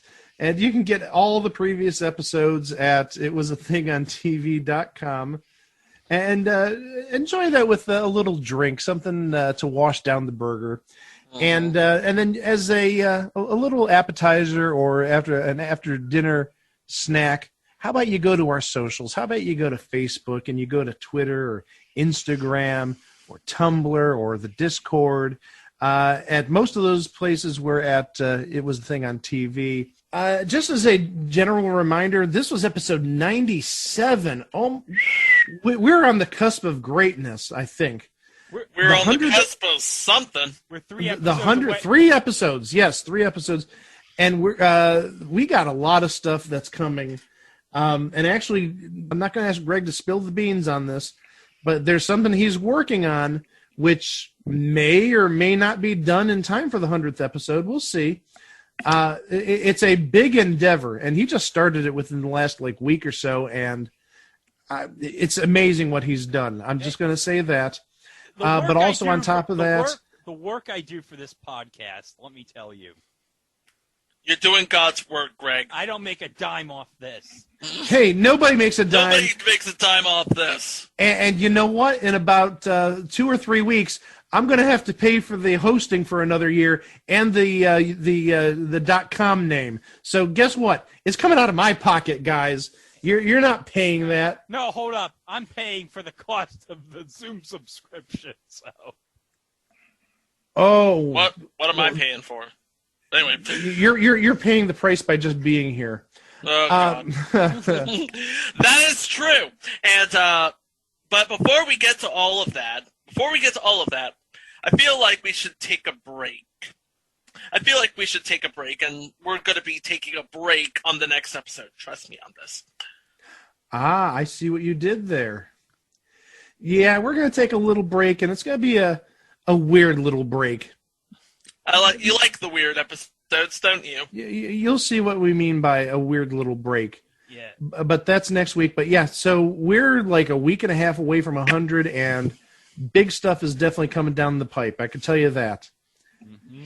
So you're a week and a half away from that, and you're just a couple of days away from episode 98 of It Was a Thing on TV. Thanks as always for listening. We'll catch you on Thursday. Wow! Saturday Night Live will be back in 2 weeks when our host will be Bill Murray. This is Don Pardo saying, I'm the one who shot Charlie Rocket. I found him fooling around with my wife, the lovely Mrs. Don Pardo. I used a Smith & Wesson 32, which I purchased from the Spiegel catalog, Chicago 60609. Goodbye. After these messages, we'll be right back. Promotional consideration paid for by the following. Place to Be Nation's JT Rosero and Chad Campbell here. We want to let you know that we have over 24 podcasts available on iTunes, Stitcher, Google Play, and PlaceToBeNation.com. We now offer them to you on 2 great feeds. On the Place to Be Nation Wrestling feed, we dive into topics running the gamut from today's WWE to the glory days of yesteryear and the ins and outs of the territory days. In addition to our full-length shows, we also deliver to you special pod blasts on topics old and new. The Place to Be Nation Pop feed is a veritable treasure trove of great content. Offered tremendous shows covering the land of movies, television, life, comics, and sports. brought to you by the most knowledgeable and insightful folks in the podcast world. You can find all these great shows, plus archives of our past podcasts from over the past 8 years as well by subscribing to both feeds on iTunes. And while you're there, be sure to rate and leave feedback as well. All of these shows, plus others, available on PlaceMeNation.com, where we cover pro wrestling, sports, movies, comics, plus in-depth search projects, and much more. Be sure to support our site by using www.PlaceMeNation.com/Amazon when doing your online shopping.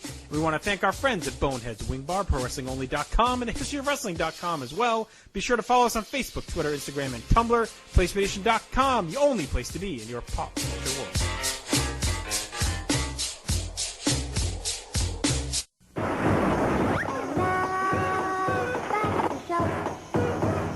Episode 98, Submission 755, Hometown Commercials. Who doesn't like a good hometown commercial, guys? You get some of the best and some of the corniest and some of the funniest and some of the most bizarre commercials down on the farm, if you will. Yeah. And of course, thanks to the advent of the internet, we have a hint of the local color of wherever you are and whatever you're doing. After all, where would we be without... It's just like a mini mall. Hey, let's do this dance. To the left, to the left, to the right, let's make it a dance. No. Yeah. No, that was the thing like 10, 11 years ago. Hey, the Cleveland show made fun of it. So it was a thing. It's on demand, y'all. Check it out. Oh, yeah. So where should we start in this roundup of bad local commercials? Oh, God. You know what? Where do you want to go? Where do you guys want to start? Well, Greg, I'm going to let Greg go first because I think he's got most of the entries. Oh, yes. I got 5 entries for you guys. Our first commercial comes from Houston, Texas. And it's a commercial called Embarrassing Local Commercial in Houston, Texas for Right Price Furniture. Right Price Furniture here, bringing in the new year with a dynamite 50% off. Come get some! Like this sofa love seat, $15.88?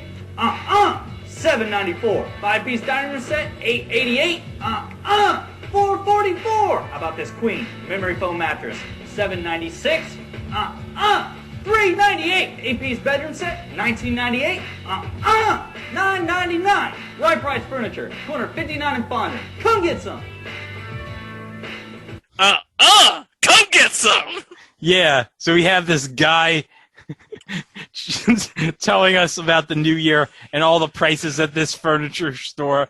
And he's got this sofa for $15.88. He's got like a yellow piece of paper that has the price, and he goes, $7.94. And then you have like this table, $8.88, $4.44. This bed with this memory foam mattress, $7.96, $3.98. This family bedroom set worth $19.98, $9.99.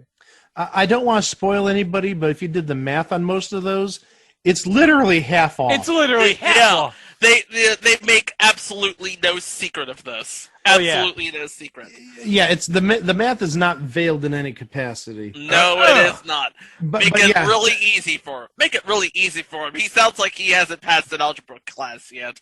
Yeah, but just the whole Yeah. But also a couple other takeaways I had. First, is it just me or does the guy look like Dollar Store Tony Romo? It ain't just you. Yeah, well, too bad this is like in Houston, not Dallas, because then it would be even more funnier. Yeah, it's in Texas, so it's close enough. I don't even this was to be 2010, so Matt Schaub would have been the QB in Houston. Oh, jeez! Oh, a Matt Schaub sighting. Oh my gosh, that's a low blow for Houston. Don't remind them. Oh yeah, no. The only person that'd be excited by Matt Schaub's name rhymes with Radham Shine. Yeah, and he sucks. But the other takeaway. Couldn't they have used a little thicker paper stock? I mean, he threw these papers with force, and noticed the papers were falling like right in front of him. It's like you should have gotten a thicker cardboard where you could sort of rip it and throw it like a Frisbee or something, where you get it totally out of your system, out of the camera view. But no, he throws the paper on the away from him, and it lands on the bed in front of him. Really? Okay. Okay. I guess we're going to Midland now. I believe it might be Midland, Texas here. With a local insurance company with a very you could tell this was done in house, and lots of acting, lots of local actors hiring insurance companies hiring local actors. You get what you pay for. Hello? Jim, it's Susie. Our house is on fire. Can you come over? Of course. I'm on my way. Hello, this is Cal. Cal, this is Mike Case. Hi, what's up, Mike? My boy just wrecked the car. Is your son hurt? Not yet. Hello? Kurt, this is Leonard. I got a business opportunity I'd like to discuss with you. Why don't you meet me in the office in about a half hour? You got friends in the insurance business. I don't know what I just watched there, guys. Apparently, we have friends in the insurance business. With friends like those, who needs insurance? I've seen high school plays with better acting than that. I was ready to say something similar, but you nailed it better than me. That was horrible acting. Yeah, it was. Hey, Bob, I'm calling because... Line! My son fell down a well. It was horrible. I mean, they didn't do that, but it was one step away from being that bad. The second commercial I'm going to give you guys is called Best Long Island Cable Commercial Ever. No. This is a commercial I watched, I remember from when I was a little kid, when we had TCI cable in my area. At TCI, we take our on-time guarantee seriously. Can I get by? I have to be at a service call in 5 minutes. Nah, you're gonna have to take the detour. I don't have time to take the detour.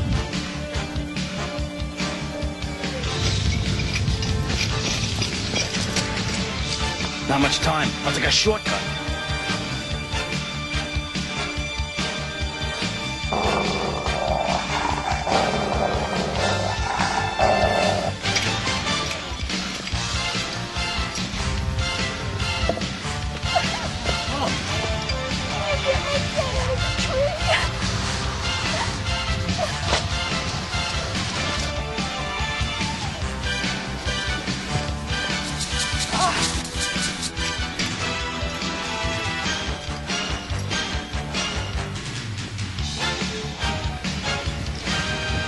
Hi, I'm Ray from TCI Cable of Brookhaven. Right on time.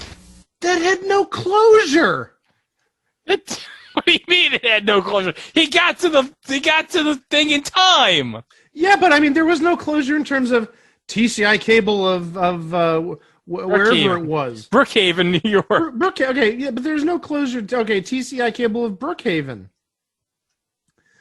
They said the name at the beginning, but they didn't say the name at the end. The end was he got to the woman's house. Oh, you're here in time. Okay, why don't you show the name of the company again so people know who to call because they got there in time. Oh, by the way, did you like that dubbed-in voice there with the cat out of the tree? And the dubbed-in voice of the dog, yeah. The dubbed-in voice of the dog was pretty good. Yeah, because I remember watching this up, and I found it this week. I'm like, oh my God, this takes me back to when I was 10. And I'd see this ad like once every hour on TCI cable. Oh my gosh. Funny thing is, we were like the only area in Long Island back in the day that didn't have Cablevision. I don't think we got Cablevision in this area till summer '98.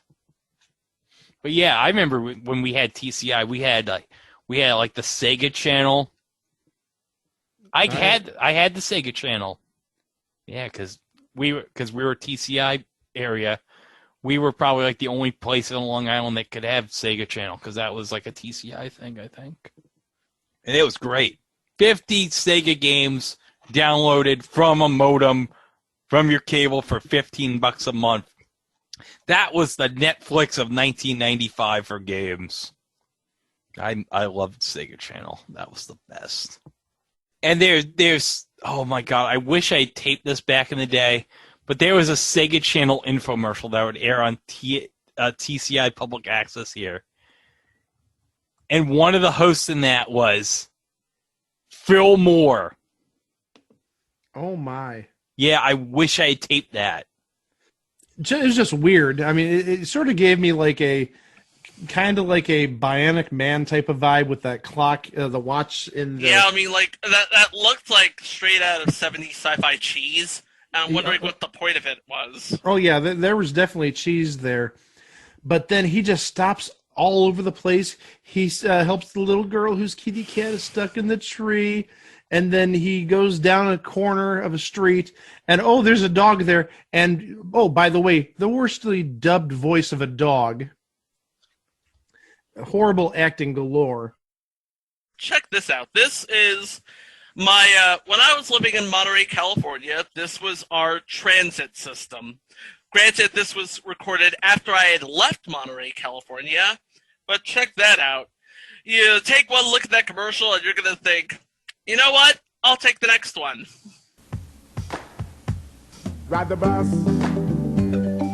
Ride the bus with us.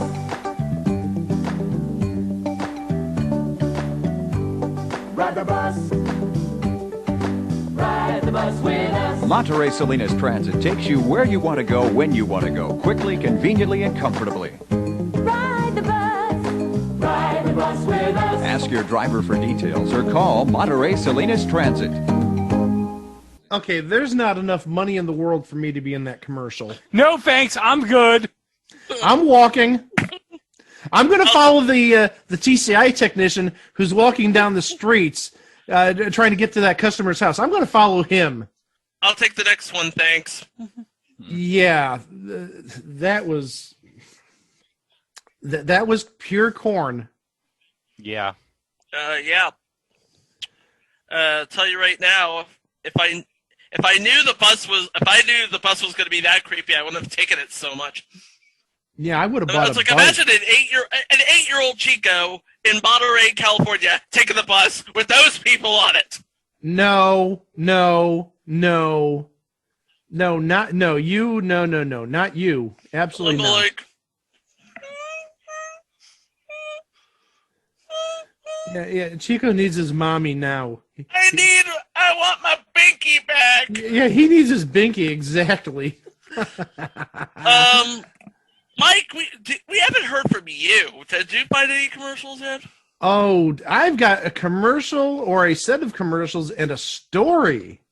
Story time with Uncle Mikey in a bit. Oh, boy. Here we go.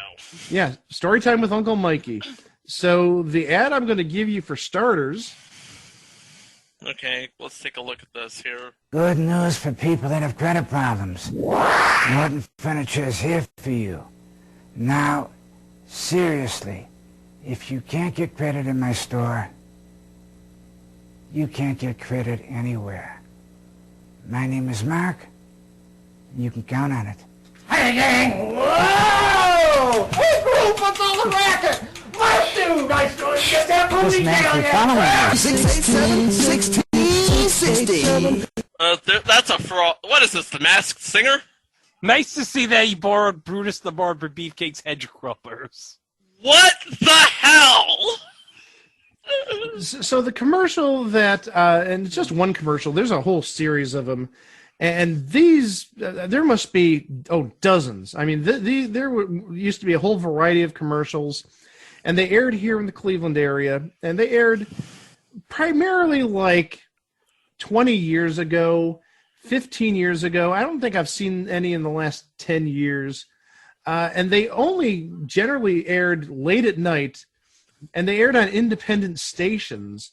It used to air a lot on Channel 43 here, WUAB.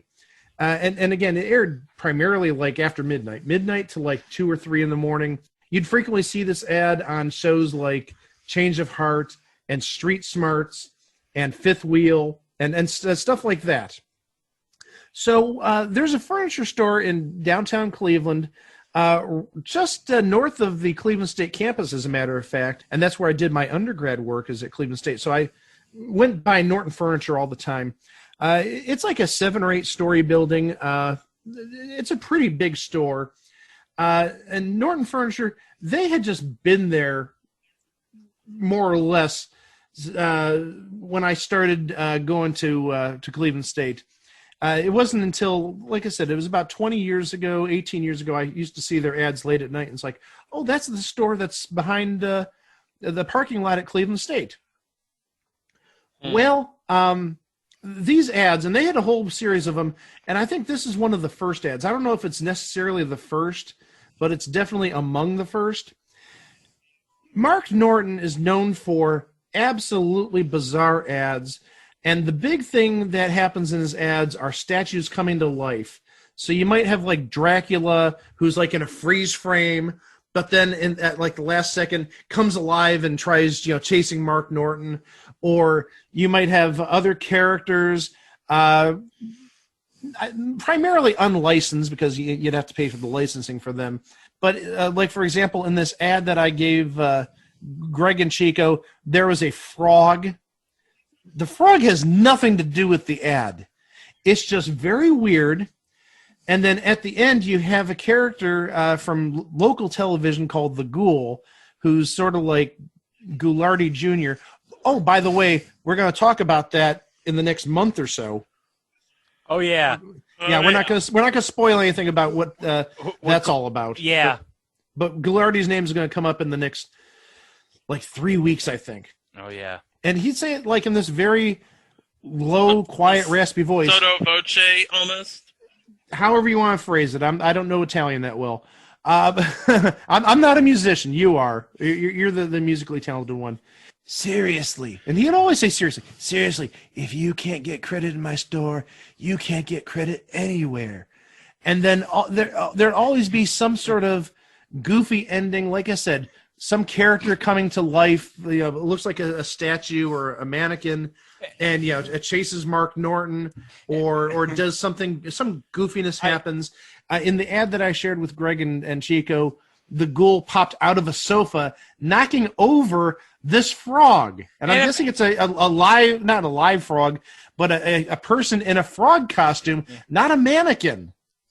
And the guy, apparently, must have stolen Brutus the Barber Beefcake's hedge clippers. Yeah, which makes absolutely no sense. But oh, yeah, and that's another thing is the hedge clippers do appear in a number of commercials where he's where whatever character, it could be the Ghoul, it could be one of the statues come to life, they take the hedge clippers and go after Marc Norton.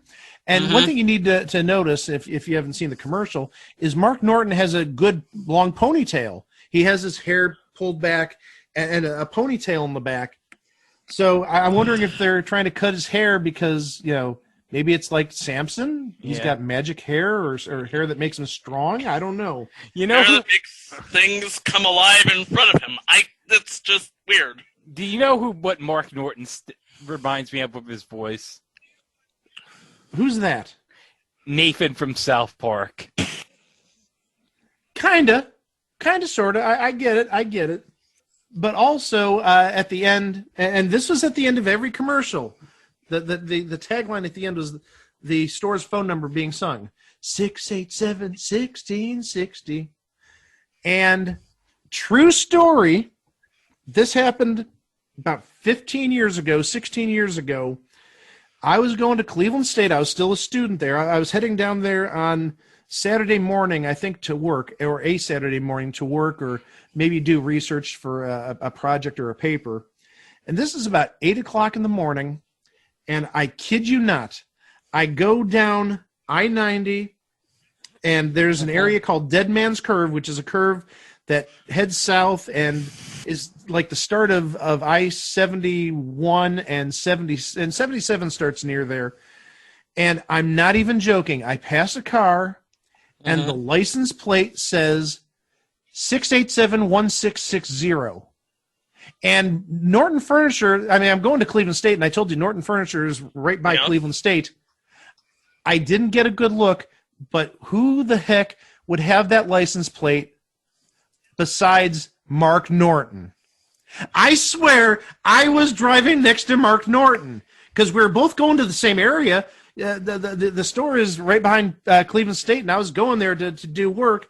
So, I mean, it wasn't just random. I had to have been driving next to Mark Norton on that Saturday morning like 16 years ago. Wow. Can you imagine if he actually spoke to you in that voice? Hello, Mike. Hi, Mike. Yeah, you need to slow down when you're going past Dead Man's Curve. We want you to survive because we want you to come to Norton Furniture. And if you can't get credit here, you can't get credit anywhere. So that's my brush with greatness for this episode. I was probably driving right behind Mark Norton going to Cleveland State sometime in like 2004. Our next commercial is for a cell phone store in Kansas, and it has an out-of-this-world theme. Captain's log stardate 1998.9. Mr. Spock and I have beamed down to make contact with the inhabitants of Omicron 12. I'm detecting the presence of alien life, Captain.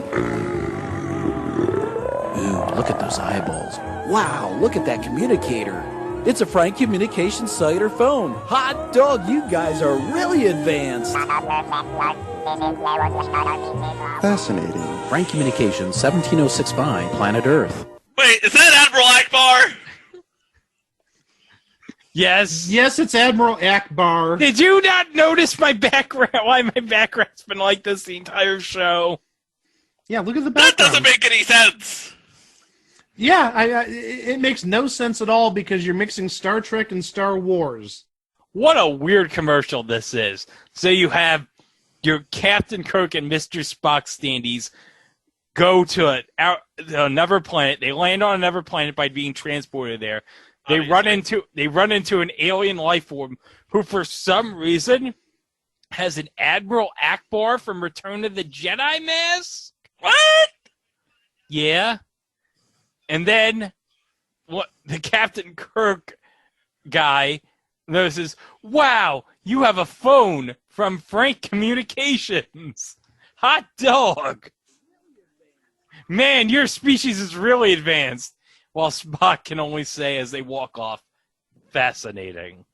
Yeah, they got their Star Trek and their Star Wars kind of crossed there. Yeah. Well, you can tell by the date, stardate 1998.9. This was like September 98-ish. Are we doing the Okuda timeline? I guess. It definitely isn't the Kelvin timeline, I'll tell you that much. We don't talk about the Kelvin timeline. No, not even J.J. Abrams wants to talk about the Kelvin timeline. So they were pitching cell phones back in 98. I mean, it's not weird. Yeah. But the thing is, cell phones back in 98 weren't obviously as prevalent as they were nowadays. I'm surprised a little bit that they were that popular in Kansas. Oh, yeah. That'd be like the last place I would think of that cell phones would be popular. Absolutely, yes. They probably would have been building cell towers around that time. 98, 99, 2000. So it does make some sense. Mm-hmm. But, okay. But, and I can't actually see how a cell phone from 1998 might be mistaken for a communicator. Yeah. Especially in Kansas. Yeah, especially anywhere, given how big they were, yes. Yeah. Had that big, probably even in 98, you still had the Zach Morris brick cell phones. Do you know Zach Morris is trash? Oh, yeah. Zach Morris is trash. He definitely is trash. Oh, okay, just wanted to clear the air on that. Well, Chico, do you have another one? Oh God, I'm glad you asked me that. This is a local lawyer, name of John Orcutt, has a history of all these crazy commercials. This is the craziest. This is a guy, I don't know what his name is, but it's like he looks really heavy and he looks like he could I don't even know who this guy is, but he's very heavy set and he is scary as all get out. But take a look here. Pay me, pay me, pay me, pay me, pay me now. But I can't afford it. I don't care. I've got to feed my family. I will call John Orcutt. I will call John Orcutt. Don't you dare. Make him settle for a payment you can afford. How about $99 a month? That's the power of the new bankruptcy law. 1-800-Lawyers. What the heck? What the bloody hell was that? I don't know that guy's name. No. I don't know either, but that guy gives me the creeps. Oh, fudge. You definitely don't want to run into that guy in a dark alley.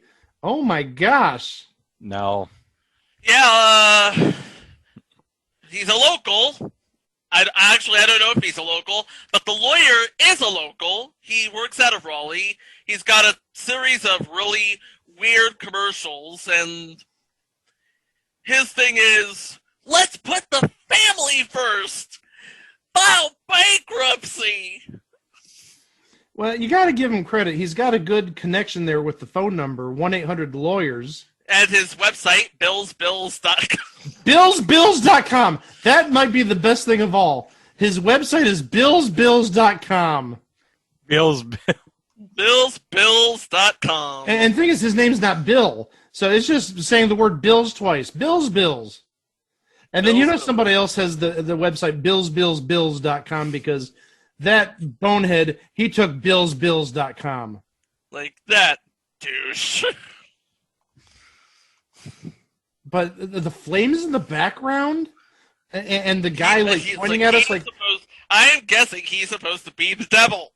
Well, I'm guessing... I'm even thinking he might be like a wrestler type. I think he's either a wrestler or an arm wrestler. I don't know, but... Again, the thing is, you don't want to run into him in the dark alley, and he's even more menacing with the flames behind him and giving that glare. Pay me, pay me, pay me, pay me, pay me now. And then about 20 seconds in, freeze the video, and here's John Orcutt saying, yeah, basically, if you got bills or if you're in arrears, give us a call and we'll settle it. Very bizarre. And then the frozen frame, they have this guy on. Who looks like he just saw like his puppy dog get run over by a car. Look at those eyes. He's got such a concerned look. Oh, no, what are you doing? Don't take away my kitty cat. Not the cat. No. Not the cat. No. No. That's the Corvette I just bought. Oh. No, I don't want to see it get wrecked by a wrecking ball. No. Yeah, the frozen frame they chose. That may actually be the best part of this commercial, in my opinion.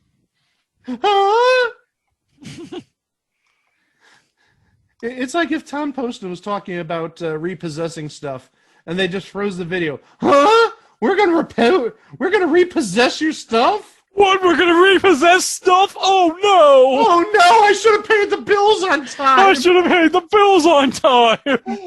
I better go to Bills. Oh, let me go to the website. Bills. Oh my gosh. Well, guys, get ready, because the next commercial here is a commercial that I know well from my area, and it's got a lot of infamy on the internet. Mm-hmm. So let's just get this out of the way, shall we? Oh no! Approved. Let's just say you have bad credit, a bankruptcy, a recent repo. What if you're a first-time car buyer? Even after all that? Approved. Everyone gets approved at Shirley Auto Group. If you need an SUV, 4-door, or coupe, stop on down to Shirley Auto Group. Shirley Auto Group, where everyone's approved. Call the credit hotline, 631-281-5703. That's 631-281-5703. You're approved. You're approved? My approved what? My approved what? I want to know! Yeah, what Chico's referring to, the big takeaway from this is, and if you're a grammar snob like me, kind of, sort of, you notice that anytime they say you're approved, they don't spell it Y-O-U''-R-E. They spell it Y-O-U-R. So that made Chico ask the question, I'm approved for what? You're approved. Y-O-U-R, approved. You're approved what? So, what am I approved for? Yeah, somebody give Chico an answer. He needs to know what he's approved for. They see it in the commercial. Everyone gets approved at Shirley Auto Group. You're approved, you're approved, you're approved, you're approved. But and also, and in case you didn't notice, watching that ad, her stamper, well, first off, her stamper was like a foot long. Okay, who has a stamper a foot long or 10 inches long? That's a darn big stamper. You got some serious issues if you're using a stamper that big. But then if you notice, when she stamped, either there was no ink there or she used John Cena brand ink because there was no red ink on there. I didn't know John Cena had his own brand of ink. Well, that would explain... You can't see it! Yeah, that would explain why there's no ink there. You can't see it. No, you can't. Okay, so back to lawyers. You've heard of, I know Greg's heard of Jim the Hammer Shapiro, I Sue Drunks. And if you haven't, then obviously you haven't seen that episode of The Oddity Archive. By the way, that's a good episode, the local advertisements. And from there we get the Hammer, and the Texas Hammer, and another hammer. But nobody's heard of the Alabama Hammer, have they? It sounds like a bad sex move. For all we know, it probably is, but no, here is the Alabama Hammer. And here's the thing. He likes to hunt for big bucks. He likes big bucks, and I cannot lie. When I take on the insurance company, I ain't settling for no small dough. I'm hunting for the big bucks. I'm Mike Slocum, the Alabama Hammer.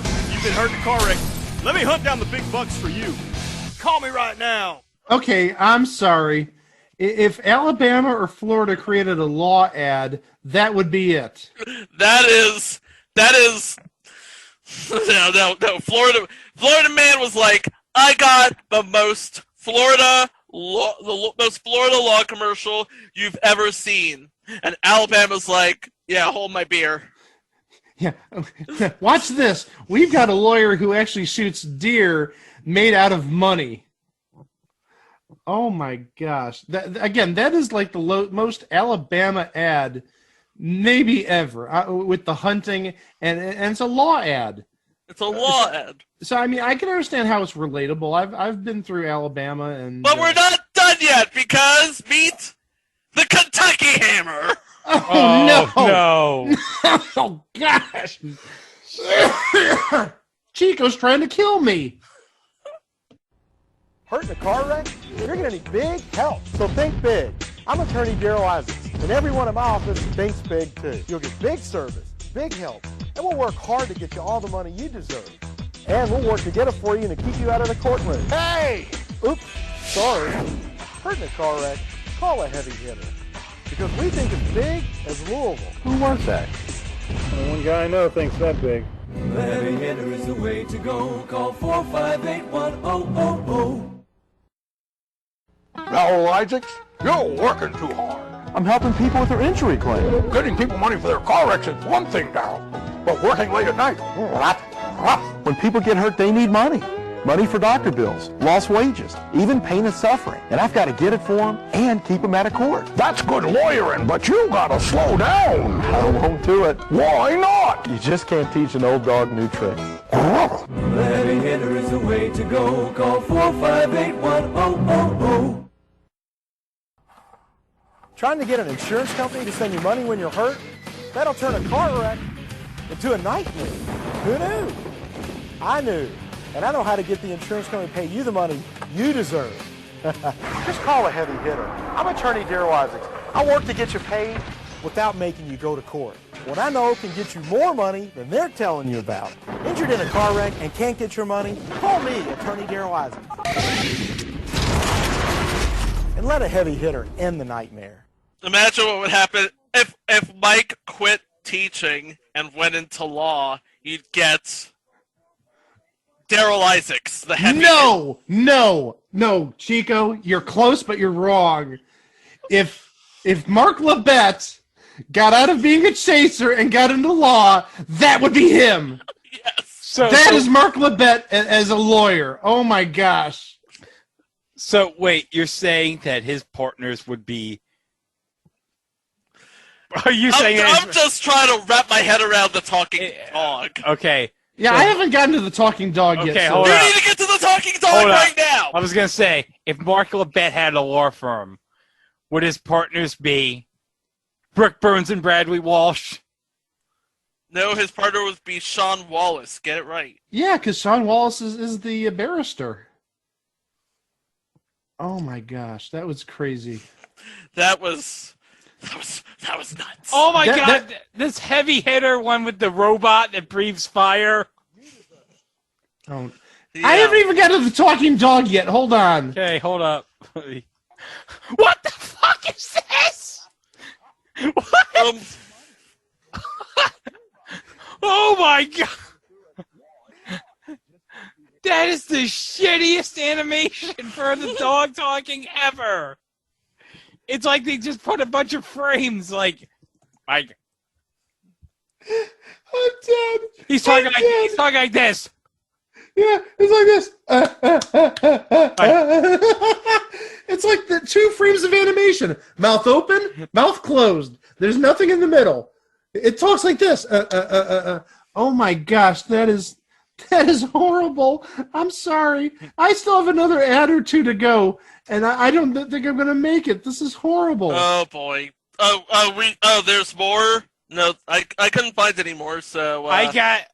Oh, by the way, I found the perfect ad that we're going to close this episode with. Okay, Mike. But I got 2 more to go, so I got 1 more to go, and then the last one. So. Okay, hold on. I'm still trying to get through the Daryl Isaacs with the robot. Oh boy. What?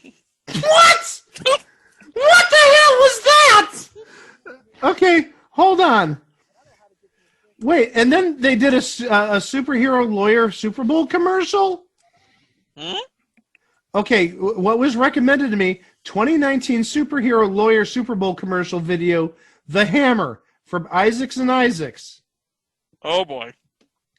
Okay, I'm gonna watch this, but I got a comment about that last ad. Hold on. What is the? Oh my! Really, Daryl Isaacs? Come on!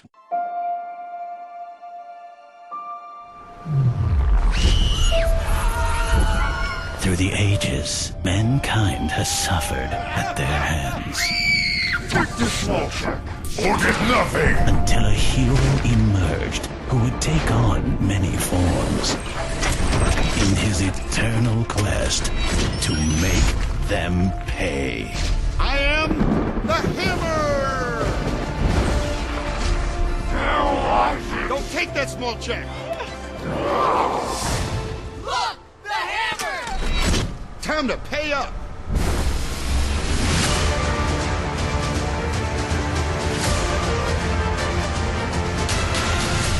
Captain Hammer!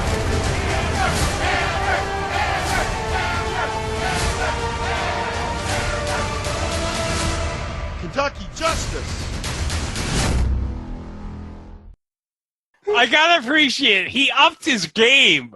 Like, no, you haven't seen the best part yet. You gotta go till the end. The last 5 seconds. I am waiting. Oh my gosh. Did he just do the Hadouken now? Every case is a block. Every case is a blockbuster. Isaacs and Isaacs presents The Hammer versus Big Insurance Hero, starring Carol the Hammer Isaacs. Oh my god! I love that. I love that. He's upped his game in 10 years. He's now got HD graphics. He's got an entire graphics studio now. He's upped his game from that talking dog with the 2 frames of animation with his mouth.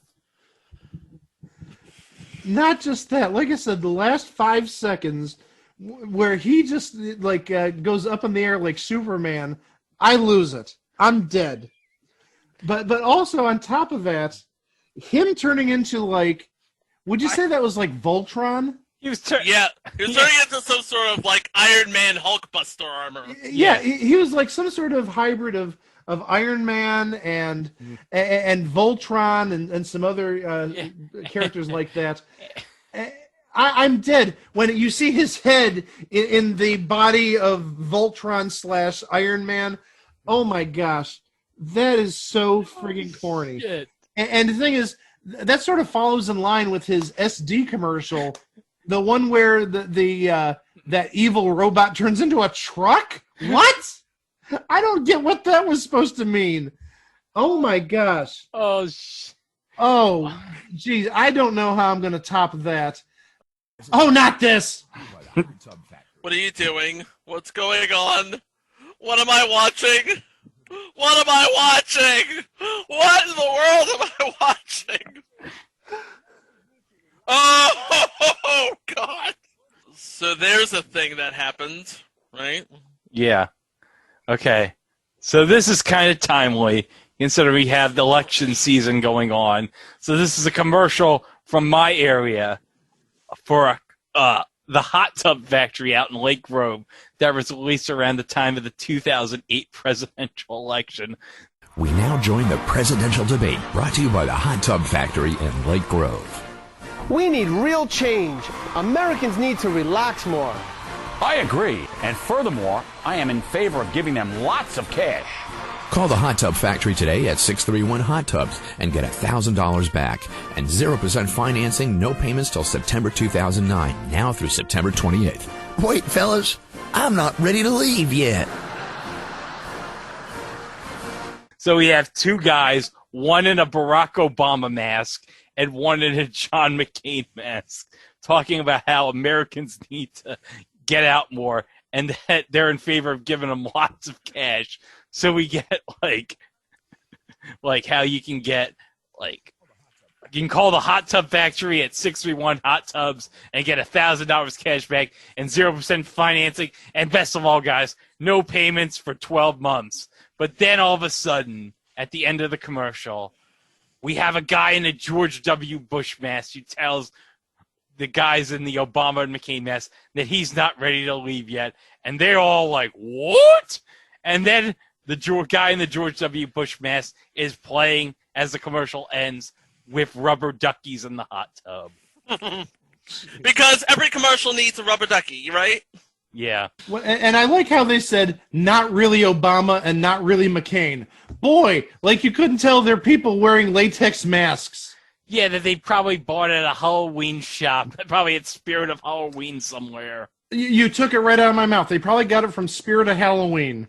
Which is open right now. Yeah, they're open here too. Hey, here's Spice Adams looking by the tree at the empty Toys R Us. Yeah, and actually that's where Spirit of Halloween is in this area, at an abandoned Toys R Us. Yep. We actually have one in an abandoned Toys R Us, and then we have Halloween City in an abandoned Dick's Sporting Goods. Oh my gosh. In case you can't get enough Halloween. In case you can't get enough Halloween. Hi, I'm Robert Lee. I own Coleman Liquidation. I sell mobile homes. I'm not going to waste your time. I'm going to tell it just like it is. These are mobile homes, not mansions. They come in 2 pieces. If that's what you're looking for, that's what I got. They're used. Some of them have stains. We cover that up. She decorates them. She sells them. These guys help me move them.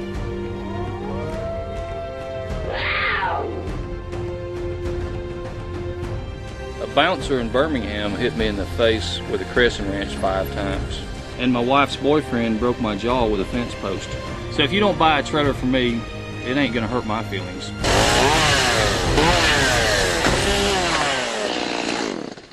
So come on down to Coleman Liquidation and get yourself a home. Or don't. I don't care.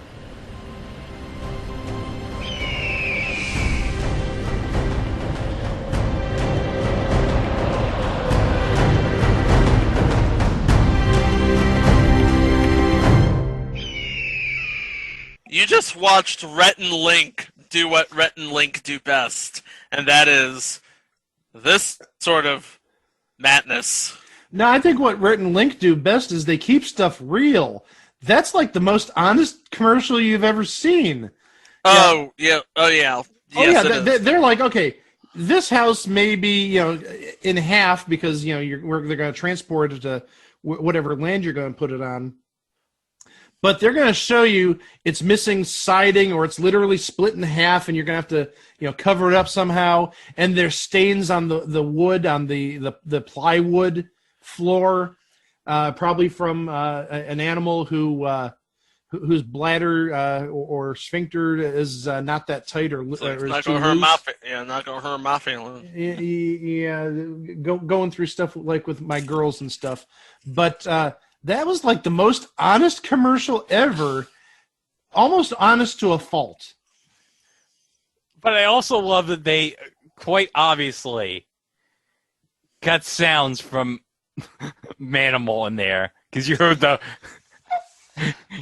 row in there at like the 35-second mark as that girl's smoking a cigarette. Oh yeah, I noticed that. And you heard that eagle. Yeah, there's the and he does a pretty good. Yeah, and he does a pretty good job with the chainsaw clearing some of the trees out. Oh, that was the best part, the chainsaw.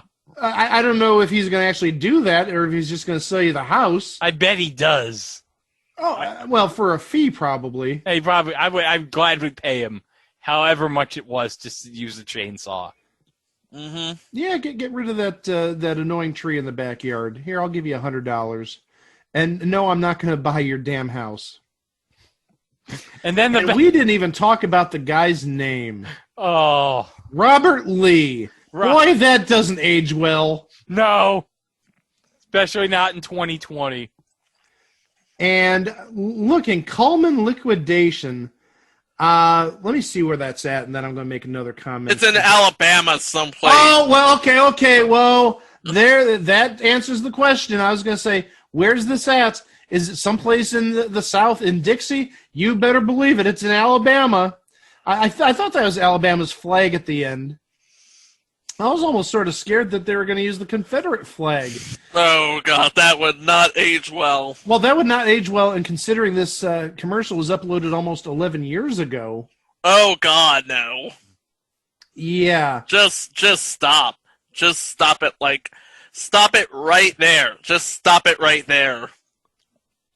Okay, I think we've entertained the masses for long enough. Nope. We got one more. I was just about to say we got one more. Yes. Yeah, we got one more, and then we're gonna head out of here. Okay, do it. And I was gonna say we didn't do black and white people furniture. We're not gonna. I don't think we want to cover that. No, but if you want to do it. No. No, I mean if you're listening, if y'all listening want to look that up, I'm not gonna judge you. Yeah. Okay, maybe I'll judge you a little, but I'm not gonna. We still care about you, but no. There's one way we can properly end this, and this is maybe with the most classic hometown commercial ever, And this goes back to the 90s, and this is from Chicago. And if you know Chicago and the 90s and the commercial from that area at that time, which was played all over the place, this is like beyond epic. I present to you the one, the only Eagle Man. What's that? Do you have insurance on this car? No. It must be Eagle Man. I've got something for you.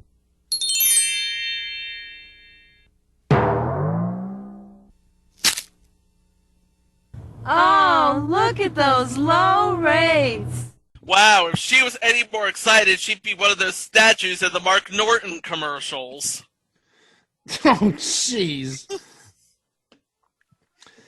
Yeah, where to start with this? Well, first off, you hear a thump and you see it like hits your hood.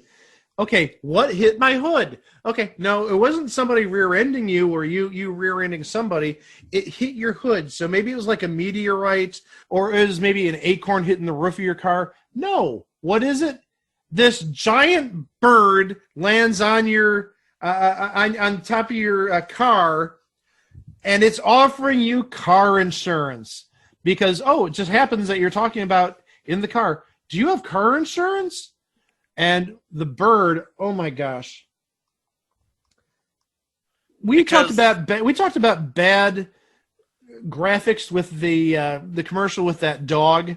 Yeah. The lawyer commercial from Louisville. Mm-hmm. This one, the Kentucky Hammer. The Kentucky Hammer, yes. Yeah, the one that would be me if I was in the legal field, apparently, or Marc Lebet. One or the other.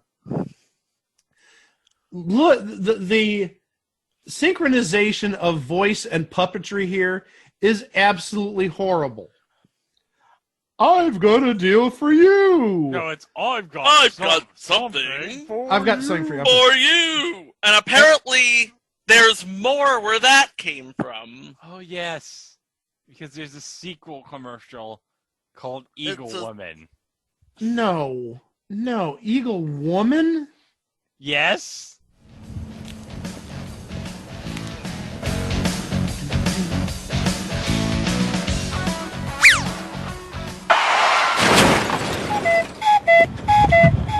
Do you have insurance on this car? No. What's that? It's Eagle Woman. I've got something for you. Look, she's dropping her rates. You can't beat this. Eagle guarantees the lowest auto rates in Illinois.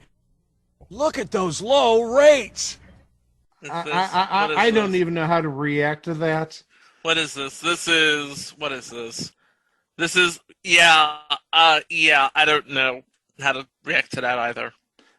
Well, Mancow, first off, I mean, this must have been like when he really tried to be something big instead of being a Chicago celebrity. Because remember, Mancow tried being somebody like Howard Stern. And Mancow even made appearances on TV shows like Springer. He'd be one of Springer's celebrity guests for whatever reason back in like 97, 98, when it was like total trash. Well, it's been total trash since like 93. But we'll talk about the untrashy days at some point in the future. Oh, yeah. And it had the same tagline. I've got something for you. But now it wasn't a male bird. It was a female bird. I've got something for you.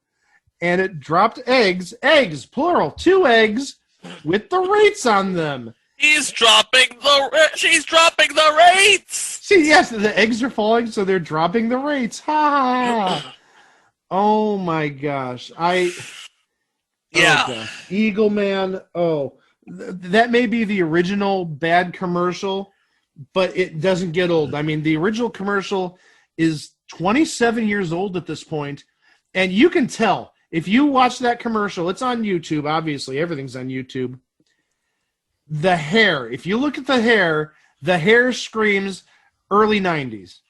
Yeah. The hair screams to me senior prom, because my senior prom would have been in 92, and everybody had that hairstyle in the early 90s. This is before you had your grunge, your Nirvana look, your Seattle music scene look. No, this was sort of like the big hair era of the late 80s, but taken down a little bit, but still big hair. Mm-hmm. Or big-ish hair. It's hair. It's the square root of big hair. That's what I know numbers. It's hair raising. Hair raising, getting big hair. Well, on that disappointment, I could safely say all of these commercials, as bad, as weird, as crazy, as cringy as they are, they may be on YouTube now, but back in the day, they were all things on TV. And I want to say that I think we've just scratched the surface of all of this. Oh, we just did what we think is the best of the best. I mean, there's probably hundreds, if not thousands more. And this may be a topic we'll revisit one day, but I'm sorry, we cannot do better than Eagle Man and Eagle Woman and the TCI Communications and the Shirley Auto Group, You're Approved. And the Kentucky Hammer. And all the Kentucky Hammer. Oh, he was with him as Iron Man / Voltron / Transformer and Thor, and also him being like the 60-foot giant, smashing everything. You know, him being Marc Labette of the legal scene. I don't think we can get better commercials, but there's certainly a lot more out there. And there's a lot more stuff you can find at our website at www.itwasathingontv.com. Over 100 uploads. We got 98 full-fledged episodes, 2 minisodes, 2 live episodes. So there's plenty of stuff to listen to. And speaking of 100, oh, you've been waiting. Week. You've been waiting since October for this, baby. Oh, and we've been prepared for this in different aspects since like March. I'm gonna have to get my tuxedo out of storage, man. Oh, yeah, we're going to have to dress up for this next affair. But so that means Greg's going to have to put on pants, and I may have to put on deodorant. I'm going to have to shave. Oh, no, we don't want to shave. No, don't shave. Keep it on. Keep it on. I keep the beard. You want me to keep the beard on? I'm going to keep the beard on. Okay. If it's a chick magnet, got to stick with it. But next week, okay, 99 is coming up next. And that's more or less a Greg and Chico episode. They got a lot of stuff to say about it. Oh, that is going to be a fun episode. And I've seen bits and pieces of it. I will definitely concur with that. It will be a fun episode. But then, next Thursday, mark your calendars. Next Thursday, the 8th of October, episode. In the year of our Lord 2020. Finally, something good happening in 2020. Episode 100! Yay! This is the event you've been waiting 1 year for. And as we've been promoting for 2 months now, for the better part of 8 weeks since episode 82 or 84, we got a lot of stuff coming. Greg's been working on at least one thing, which I'm hoping he's gonna unveil by the 8th. And I've got some stuff I'm going to add. And, and the topic we're going to cover is going to be amazing. I'm not going to say what it is, but I know people have stuff to say about it for various reasons. I'm not going to say why. But this is, quoting Fred Sanford, this is the big one, Elizabeth. And I don't know how we're going to improve for episode 200. Oh, my gosh. I mean, my mind's blown just thinking about 200. Oh, boy. And how we could actually improve upon Greg 100. is lifting weights to get ready for 100, y'all. Yeah, yeah, buff up, yes. Got my Fitbit ready. There you go. So that's next week. Oh my gosh, I cannot wait for it. It's been a year in the making. I think we can say that. It's been a year in the making. Yes, it's been just about a year in the making. And it'll be close to our 1-year anniversary, if you can believe it. It'll be very close to the 1-year anniversary, absolutely, because I think the 1-year anniversary probably falls around the October. I want to say about the 17th of October, so it's right around the 1-year anniversary. But all that is coming down the road next week. The big 100th episode and everything that's going to come with it. A lot of big stuff. So now I hope you're in anticipation for that, because it's going to be worth the time. Tantalized you enough? Oh, yeah. We've dangled the carrot in front of you enough. Now you just need to wait for the carrot, and the carrot's going to be there soon enough. Well, you talked about anticipation, right? Anticipation. Anticipation. Anticipation. Making me say, making me crazy. I like mine with a twist. That wasn't Heinz ketchup. No. This is a Diet Pepsi bottle. Okay, I was going to say, yeah, that looks like a Diet Pepsi bottle, but Anticipation was the Heinz commercial. But anywho, enough about Diet Coke or Diet Pepsi and Heinz ketchup. The big one is next week, number 100. And we hope you'll be there for that. We'll definitely be here for that. It's going to be amazing. And we hope you enjoy all the new stuff that's coming with that on roughly Thursday, October 8th, maybe Wednesday the 7th, depending if I feel nice or whatnot. But until then, as always, thanks for listening. Don't forget, please like and subscribe wherever you listen to podcasts, especially good ones, but any place you listen to podcasts. And don't forget, rate and review. Go on Apple Podcasts, 5 stars, nothing less, or else 5 Chico... 5 stars only. We will accept nothing less. Anything less, and Chico's going to go to your house with a tire iron, and he's going to bash your knee in like Nancy Kerrigan. And, of course, well, since we talked about that, share, because sharing is caring. And using a tire iron is our way of caring if you don't give us 5 stars. I think that's all we can say until the 100th episode. Yes, that is all. I think we're running on adrenaline right now. Oh, yeah. In that case, we will see you. For Greg, for Mike, I'm Chico. We will see you next week with the 100th thing on TV. Wow! My name is Marc, and you can count on it. 6, 8, 7, 16, 60. 16, 60.